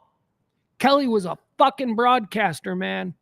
And I don't think I ever said that about her to her face in this way, but she was she knew how to play that game. And she did it in a way that wasn't robotic and wasn't like, she didn't telegraph. Telling people I'm listening to you guys talk, ladies and What's interesting though to hear, because you were trying to decide how you were gonna do train and a solo thing, and you've done that. You might be the one. that follow your footsteps. Well, the tricky thing about it, I find, is that it's not confusing people. So you're doing what? You're who with now? So I like right now. I'm telling people I'm proceeding on two fronts. Right. I'm working solo with That's my solo smart. guys, and I'm also working with Queen. So otherwise people do get confused. They like everybody's busy. Well, you have a period of your life that you're most proud of, that you feel like you were the most prolific and you were at your highest self?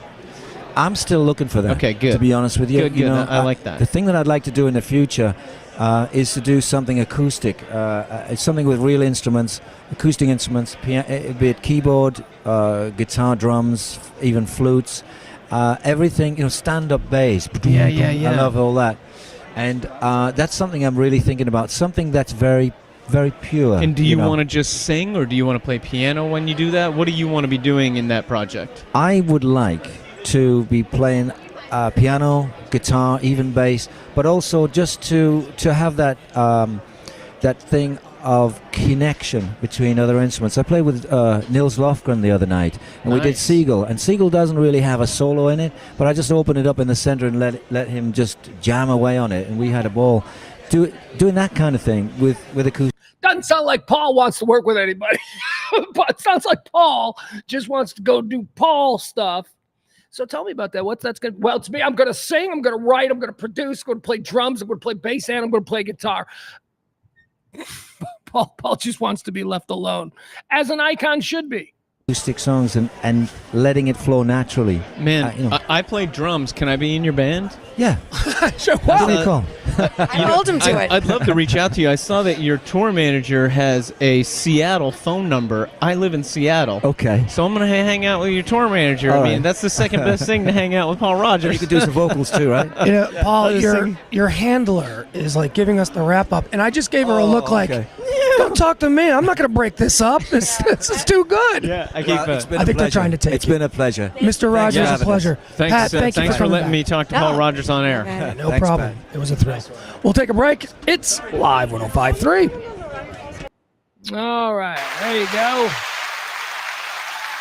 That was fun. That was pretty good. The first part, the actual Paul Rogers interview, where it's just us and Paul Rogers, is also somewhere there on YouTube. There's a part one. That was part two when Paul crashed it.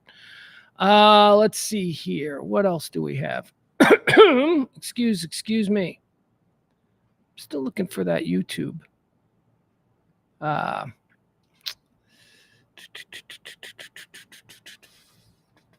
What somebody said it's right here. Did somebody post that Panic at the Disco YouTube video where they sit down and start eating our candy and talk about how it's the candy place or whatever it was? I don't know. I just remember them saying that, and I remember seeing there's a video on YouTube, but I didn't watch it. I did not watch it.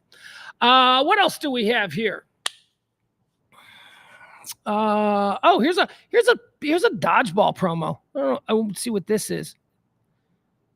This is dodgeball was a promotion that we did. I don't know, for like 7 or 8 years. We did it a lot, and some years it was good, some years it was terrible.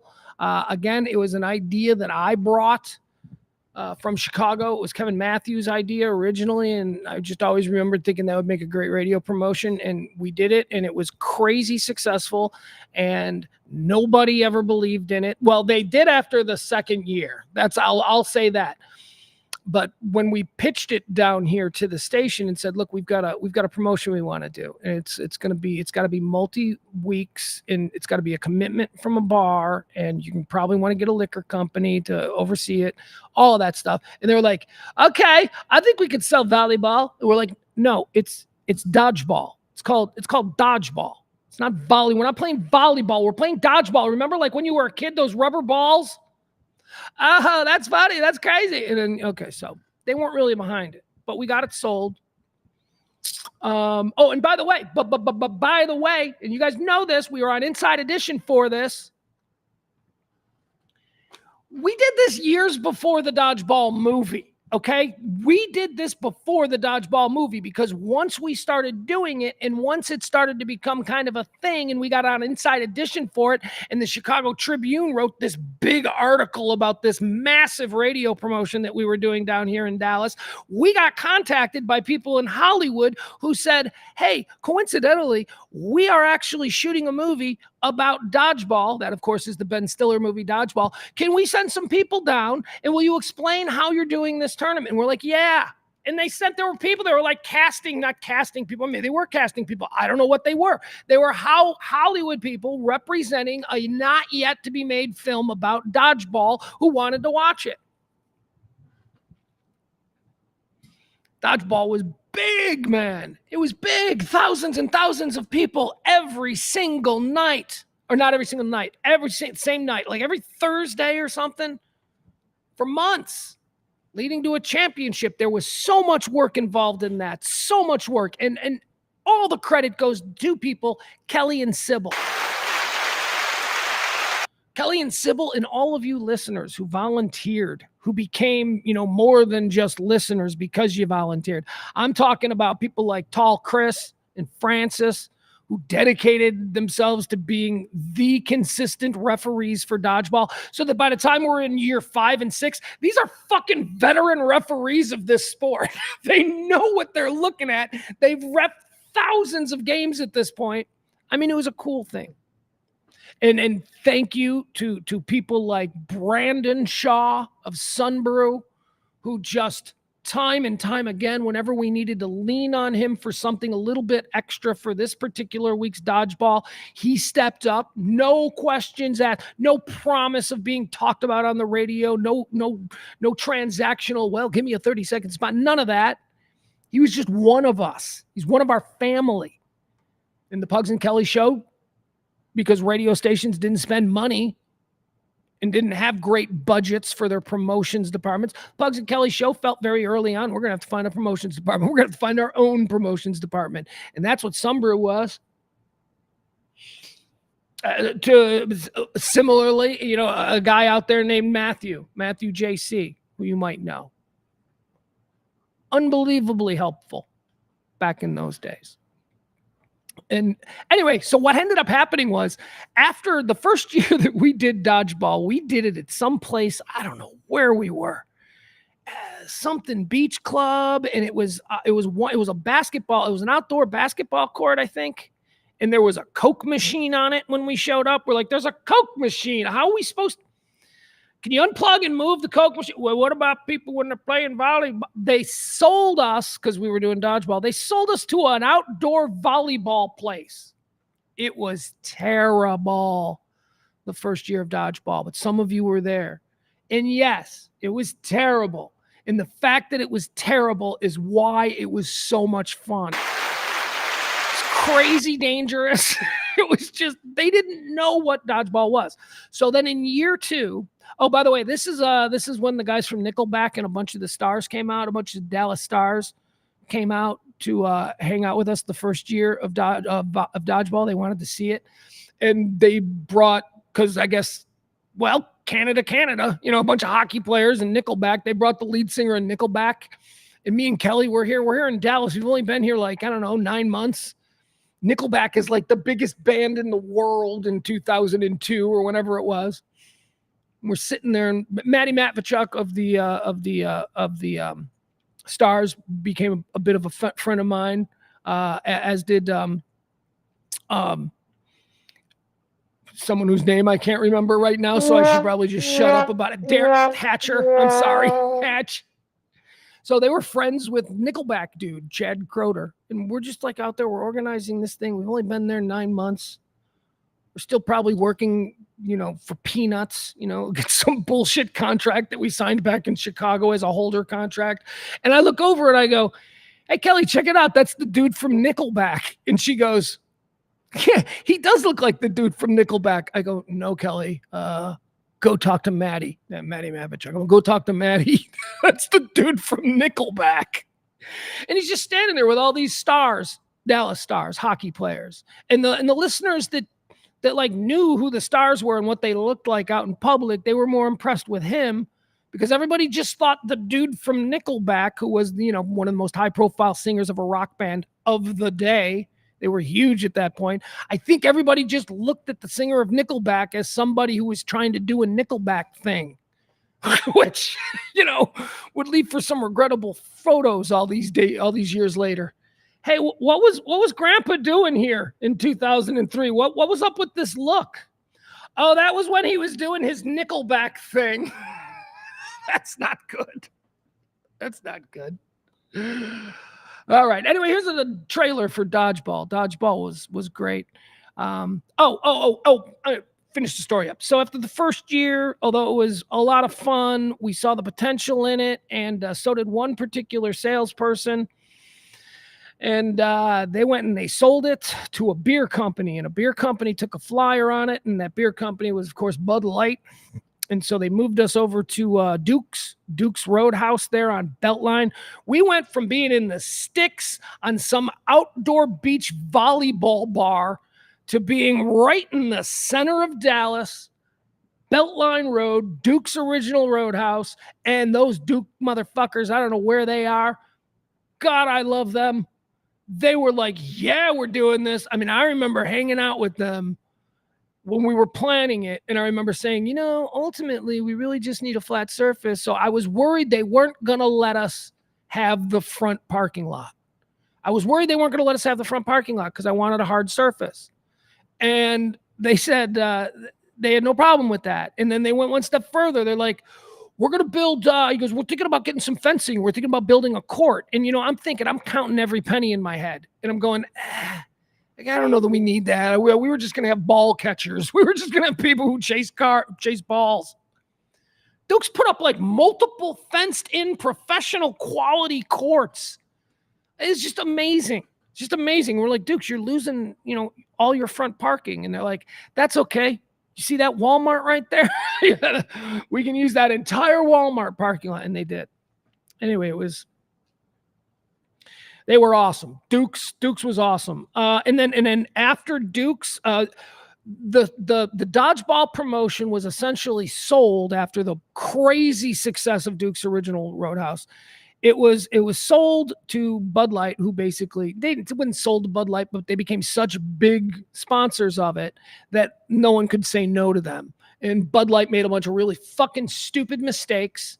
They moved us from Duke's and put us in another location that wasn't hard surface. They put us on sand again. And that was another beach club or something. And we made the best of that because that was awesome. That turned out to be awesome. So anyway, here's a trailer for Dodgeball. I think this is 2006. I don't think it's Duke's. I think was it Yucatan? Was that maybe the place we went to? I'm not sure. But here you go. We'll bring back some memories, and I'm sure there'll be some Kelly in here. And I'll pause it if I think we need. I want a copy of that so I can put it on our website. Post it on MySpace. MySpace. Yeah, MySpace, whatever. Okay, that's Eric. That's Eric. He is now the sitting senator from the state of Texas who no longer wishes to be identified with this show. But yeah, this is Eric back when he was one of the super producers in this town. I want a copy of that so I can put it on our website. Post it on MySpace. MySpace. Yeah, MySpace, whatever.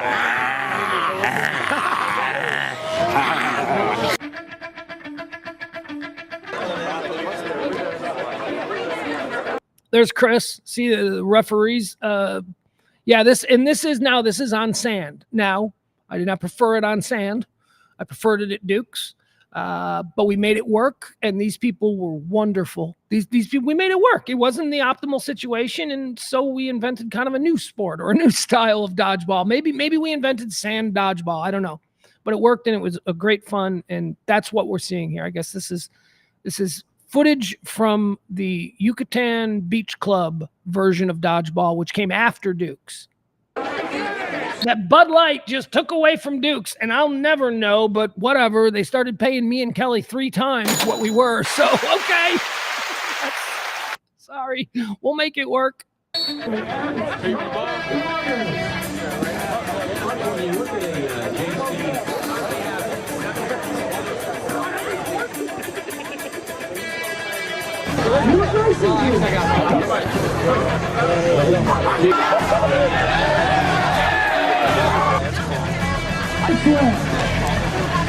All right, this is Team Pugs and Kelly. Who we got here? All right, that's me right here. This is Eric. Baby oil and dodgeball. Doesn't get much better.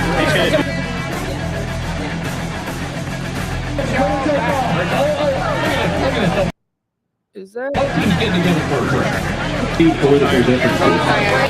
Interesting. Very interesting.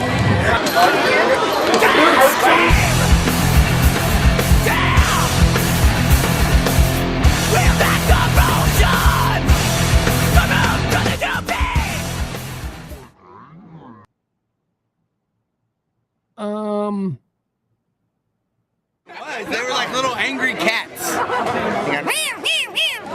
Okay, if I got awesome. I might go back to church. Oh, okay. So that was interesting. That was a promo for Pugs and Kelly Dodgeball that absolutely did not feature either Pugs or Kelly in any way, shape, or form. All right, that was fun though. That was nice. Let's see what else we got to do here. We got anything else? Anything else we could listen to? I'd be up to maybe listening to a couple of more things. Still haven't found Panic at the Disco. Don't know where that is. Hold on. Live. Let's try this. 105.3 Panic at the Disco Grammys. So let's see if that'll return anything. Nope. YouTube,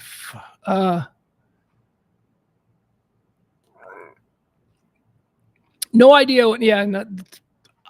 As it turns out, Panic at the Disco is pretty popular. And there are an awful lot of. Let me try one more thing. Let's see. Mm-hmm.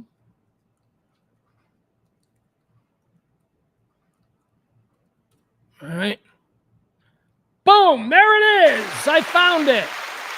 All right, now I don't know what this is because I haven't seen it. I just know it's there, and I remember that they came over. The only reason we got Panic at the Disco was because of Kelly's Candy. So let's see if my memory is still good. Hold on. All right, hold on. Again, we are remembering Kelly Mohr. These are the few things I've been able to find on YouTube. Let's all watch together, shall we? All right, so backing this up, I told the story about how Kelly would show up every day with like just bag loads of candy, and she would refresh these bowls. And I was like, why are you putting candy on our table? And she's like, because it's starbait. She's like, they'll come by and they'll get close enough to take a free lollipop. And that's when we'll say, sit down. And it worked. It really did. And this is, I think, an example of this. Panic at the Disco was a pretty hot, pretty cool band at the time. The kind of guests that we were really hoping to get and hang out with and, have on our show. And I believe it was Kelly's Candy is the only reason that we got them. Oh, and you also have to understand that bands and musicians, they were not coming to us, Live 105.3. If their record companies had anything to say about it, they would not waste a moment's time on us because we were a talk station. So anybody that we talked to at the Grammys who was actually music related, they're with us for some other reason. But record companies did not there's 15 music stations that play your albums over here that you're not talking to. Why are you talking to the Crazy Howard Stern station in Dallas?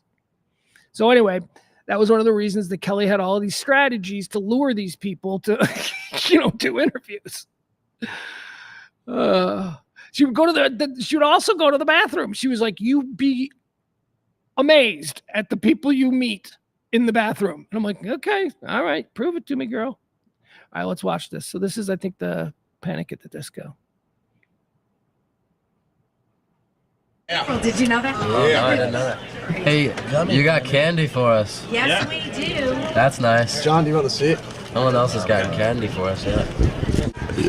Welcome back to Backstage at the Grammys with Pugs and Kelly. Eric's here and for Pugs because, all right, I'll tell you guys the truth.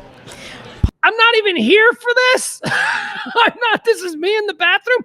Or I don't know what she's going to say, but this might be when I am getting a life lesson from Kim Kardashian about the difference between red and green salsa. Let's see why I'm not here.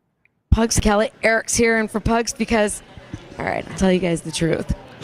Pugs had to excuse himself to the bathroom. Had a little bit of a problem last night. A little bit of overindulgence, and we don't even want to know what he's doing. The shrimp buffet. It's not even a cool reason. It's not even a cool reason. It has to be that. It has, well, Pugs ain't here with Panic at the Disco because he shit his pants. It couldn't be because I was busy learning about life from America's princess, Kim Kardashian. Couldn't be that. Couldn't be that time. No, it's because Pugs really had to shit. And he sends his best, but if I know Pugs, he's going to be in there for a while. All right, so this is good. Let's watch Kelly interview Panic at the Disco, and I promise you she's not prepared. I promise you she has nothing because this is not a band that we would have prepped for. This is not a guest we would have prepped for. Here's what happens. You show up in your hotel room at these things, and there's a giant binder on your bed, and usually a really cool gift bag or something too, but there's a big binder on your bed, and in this binder, it has all of the celebrities that are going to be there, and it's their backgrounds and all this kind of stuff. I promise you in the Pugs and Kelly Show binder, there was no Panic at the Disco. There was no. So I'm not there. I'm taking a poop, apparently, if you believe that lying bitch. I think we can all agree for history moving forward, we can all agree this is the moment that I was having salsa explained to me by Kim Kardashian. All right, let's listen to Kelly, who is probably not prepared at all. Here we go. I know. Some tearing for Pugs because, all right, I'll tell you guys the truth. Pugs had to excuse himself to the bathroom. Had a little bit of a problem last night. little bit of overindulgence, and we don't even want to know what he's doing. The shrimp buffet. I know. Indulging in too much shrimp. But we are here with Panic at the Disco. We've got Brendan, Spencer, Ryan, and John. Yes. Hello. Not necessarily in that order. Yeah. Which order are we in? I'm John. Hi, John. That's Ryan. Yep. Right now. I'm Brendan. That's Ryan. I'm Brendan. Spencer. Spencer. Hi, guys. Hello. You guys are going to be down in Dallas on April 18th at the Palladium Ballroom. I assume tickets aren't for sale yet, right? I think they might be. Actually, I guess we I could. don't know our website. I would that'll tell recommend you everything. panicatthedisco.com. And your new album comes out in March, right? All right, and also I'd like to point something else out about my memory. The candy wasn't a big deal. Why do I remember? You want to know why? Do you want to know why I know that the candy was a big deal with Panic at the Disco? So when I saw this, here's how I knew, and I haven't seen this. Obviously, I didn't even know I wasn't in it. Here's why I know. Because Kelly would use that against me. She was like, well, we had a really cool interview with Panic at the Disco. They loved my candy, by the way, but you missed it because you were pooping. You know, it was like that. Like she had mentioned that. So over the years, you forget the details. And all I knew is that there was a Panic at the Disco interview that we did that was a way for Kelly to scoreboard me about making fun of her for the candy. Like Kelly would be like, so that was it. So obviously I wasn't there, so I didn't remember it word for word. But I do remember that Kelly being like, yeah, and the candy got Panic in the Disco. So continue with this. Let's see Kelly, who is absolutely not going to be prepared for this because we did not have Panic at the Disco on our bingo card, is now just going to hang out with these guys for a couple of minutes. Let's see if they vibe with her. I would. I think they might be. Actually, I guess we I could. don't know our website. I would that'll tell recommend you everything. panicatthedisco.com. And your new album comes out in March, right? Yeah. March 25th. Yeah. So this is what you do until then? I guess so. We've never done this before. Yeah, last time so we had an album out, when it was coming out, no one really cared, so this is kind of new. No, I don't know that. Is that really true? Because here's what I read about you guys, because I read Rolling Stone and I believe this is where it was. And you believe almost everything that you read. I have no choice. Everything you hear. I'm going to have to go with that. I know. But when your album was first released, you didn't want it released? Is that what I understood? They released your song and you guys didn't think it was ready. You didn't want it released and you thought... I guess we weren't ready as No, I don't know. it was for the just- single, yeah. Mm-hmm. Yeah, when the song started getting played on radio, we hadn't even chosen a single, and we just didn't really know what we wanted to do, and so we were just saying, no, just tell them don't play it. Why? We gotta figure this out first. And Yeah, they're like, we were so you new can't, to it. you can't tell them not to play it. They're gonna play it. Yeah. So then we were like, oh, So we just all had right. to- Well, I guess we should pick a song Yeah. and do a video then. Who says that? Who hears their song on the radio and goes, oh, no, not ready yet? I mean, we were like 19, I don't know, And you're all like 21 now? Yeah. and now we're 20. I mean, we're so much older now. It's- Yeah. So much more experience. Are you old enough to get into bars or just play in them? Me and Brendan are not. All right. I will be soon, though. I will be when I visit you guys in Dallas. Really? So we'll all have drinks together. Yeah, all right. Yeah, sure. They're At never this- going to call us. Except for your friend who's gone. Yeah, I know. Because you don't want to know what Because he's doing. too crazy. He can't handle it, I guess. But you guys are successful and like right out of the box and a completely different sound. Because it was interesting when I first heard it, and I don't know all that much about music. I'm not going to pretend, but love the song. Thank you. And both of them that were out that I know by heart. Awesome. And the new album, how does it compare? You think? You seem don't like really the type know of if people it that would be does. reinventing yourselves. Well, Yes. Yeah. I don't even know if it does compare. It's just different, I Yeah. think. Yeah. Can you hear the single? Yes, You can. Yeah. It's called 9 in the Afternoon, and the video comes out in a couple days too. So Cool. Look for that. find all that online. And one last question, since you have are hugely famous and out of Vegas, right? Yeah. That's where our program director's from. How about that? Yeah. What do you miss about? Can you just like pick up like you forgot toothpaste? Can you just head on out and go pick it up? Or Okay. All right. Did she just establish that they're from Vegas? Because as we all know, Kelly's favorite band in the world is also from Vegas, The Killers. I would bet that she finds a way to mention The Killers here, unless, was this before The Killers broke? Did Panic at the Disco break before The Killers? Did The Killers not exist on Kelly's radar yet? Because I would say, well, I don't know when this was. Yeah. If Kelly was already obsessed with The Killers, she would have turned this interview into, do you guys know The Killers? That's where. And then if they didn't like the killer, this was her genius. She would ask those questions, those kinds of questions, and they would either be cool with it, which is fine. And if they were cool with it and said, yeah, we love those guys, she'd move on and go back to interviewing them. But if it was obvious that they didn't want to talk about the killers, then Kelly would just want to know why, first of all. But then also, she wanted to talk about the killers. God, there's a joke going on around about us, or there's a joke going around within us, within our little group of family and all that. And that is that we're all struggling. We're all struggling. We want to listen to Ren. Okay. Ren is a depressed British 20-year-old, I think also autistic hip hop phenomenon. And he's compared to Eminem and all that stuff. His name is Ren, R-E-N. And for the last year, I'll say for the last year, Kelly has been as obsessed with Ren as she ever was with Matchbox 20 or the Killers or whoever else it was that I think she only thought she could like one thing at a time when it came to music. It wasn't like there were any other bands in the world when the Killers were hot or when Matchbox 20 was big. But that's how she was for the last year on this band, Ren. I don't know anything about Ren. But the joke now is that we all feel compelled to do something that we know Kelly would really like, and that is give Ren a shot. Like, listen to him for Kelly and just give him an honest shot. We don't have to like him, so we're all putting that off. We're all like, have you started your Ren deep dive yet? Gonna have to do that next week, I'm thinking. But that's the kind of shit that she would want. She would love that we are all tortured now because we're going to force ourselves to listen to Ren for her, and she knew that we would. She knew that somehow we would, even though she also knew that in life, when we were all she knew that she was bugging us about it. I know I talk a lot about Ren. Yeah, you do. You talk way too much about Ren. I've never heard of this guy. What do you mean you never heard of him? He dropped his new single and it immediately got like 15 million views. I'm like, okay, all right. I'm not 15. Maybe that's why. Let's go back to Kelly's wildly unprepared yet free-balling interview with Panic at the Disco while I poop in what I can not imagine, but what I can tell you were absolutely luxurious bathrooms. Are you afraid you're going to get recognized or? No, we don't get recognized. No, it's not ever, that bad. really, yeah. No. So we're able to go shopping. I can buy toothpaste whenever I want. Yeah. I like to imagine that you guys are in a huge rock band that you can't go anywhere without paparazzi.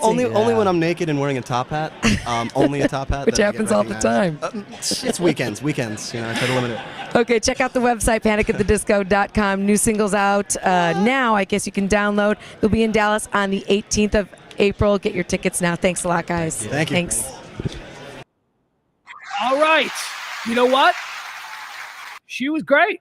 She was great for just being dropped, for having that drop cold. And it's obviously cold because, let me turn this back on. It's obviously cold because I would have been there if we were preparing for it. I mean, they were a pretty cool band. I would have been there for that.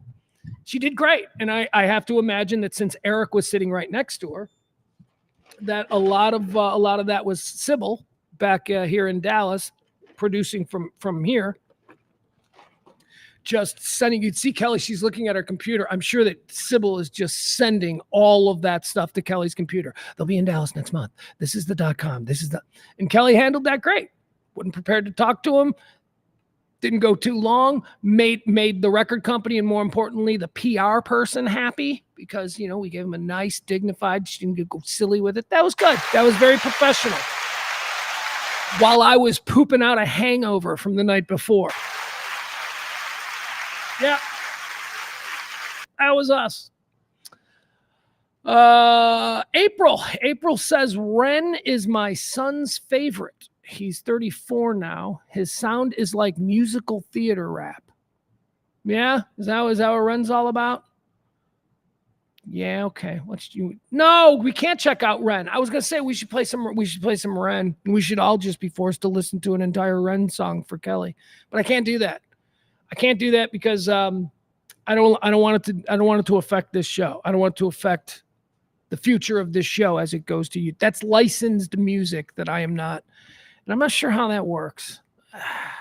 Let me once again remind you folks that there is a GoFundMe set up for Kelly and Kelly's 2 youngest sons, Quinn and Lachlan.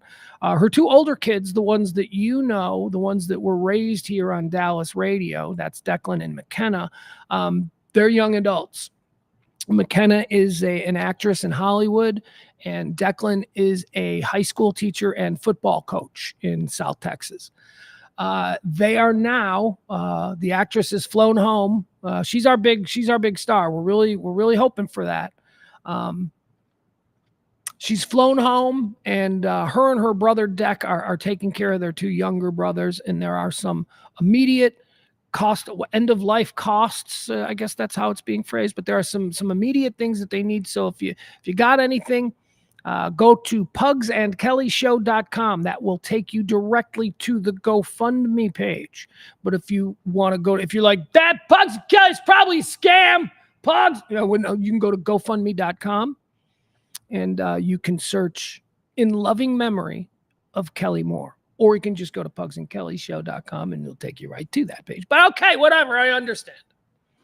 I'd also like to convey on behalf of the family, this is from Declan directly, who has been an absolute superstar here. Again, considering his life changes, he's a young man. He's a young man who's a football coach and a high school teacher, and he's a football coach. That's what his career is going to be, and he needs to have the opportunities in life that his mom wanted for him, and that she had worked so hard to set up for him.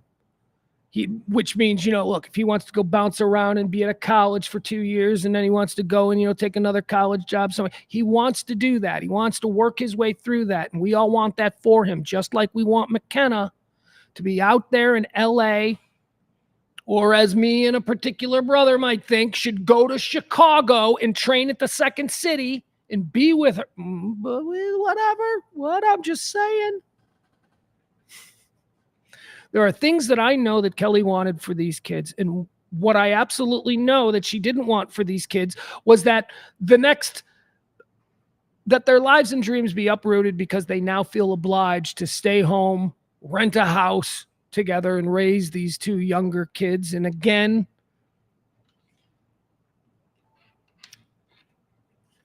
we're all going to figure it out. They're all going to get there. Everything is it'll never be good, but it will be okay. And it will be different, and there will be new things that are good. But right now, that's what they're dealing with. And directly from Declan, they are blown away. Day one, on the first day that the GoFundMe was launched, there was very little belief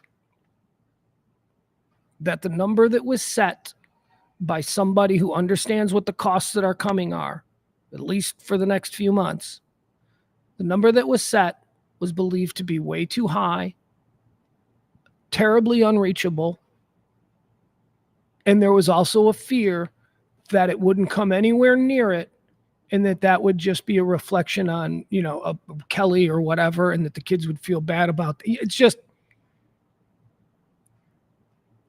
they are so close. They are so close to hitting their goal. They're going to pass it. I'm saying you're not only going to pass it, you're going to surpass it.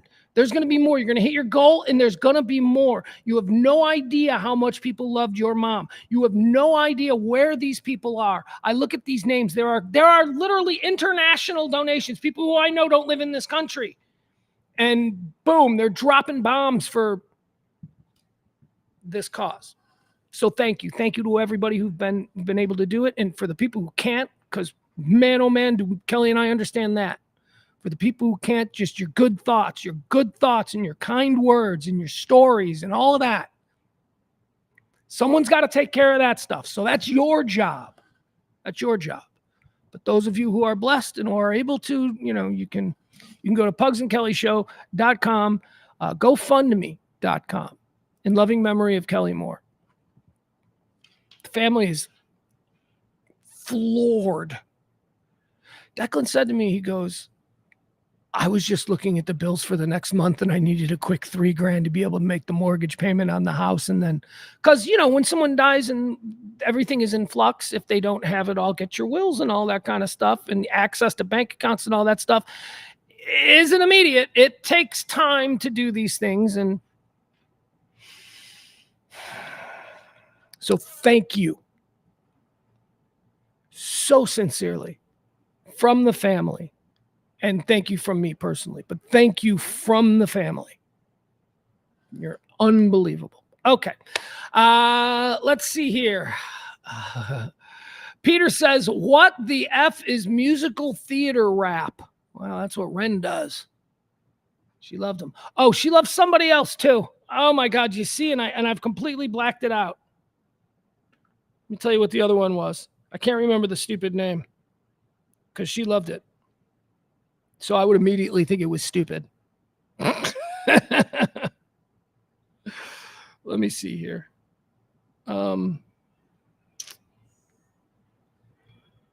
Well, you know what? I don't think I can find it right now. That's all right. We'll just go with Ren for the time being.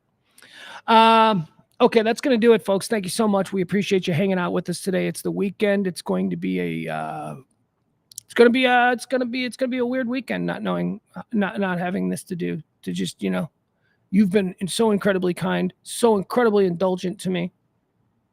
Thank you for allowing me to just sort of publicly mourn like this on the air. Many of you would probably be right to be at this point on Friday rolling your eyes and going, "Oh my God!" But I just didn't feel right doing a regular show this week. I didn't feel right. I didn't feel like I could. I didn't feel like I wanted to. But I did want to do this. I do want to talk about her. I did want to talk about her, and I will continue talking about her and to her. Had a fight with her in the car. Pretty one-sided these days, though. All right, I love you guys. Have a great weekend, and we'll see you back here on Monday, and we'll attempt to do a little bit of normalcy.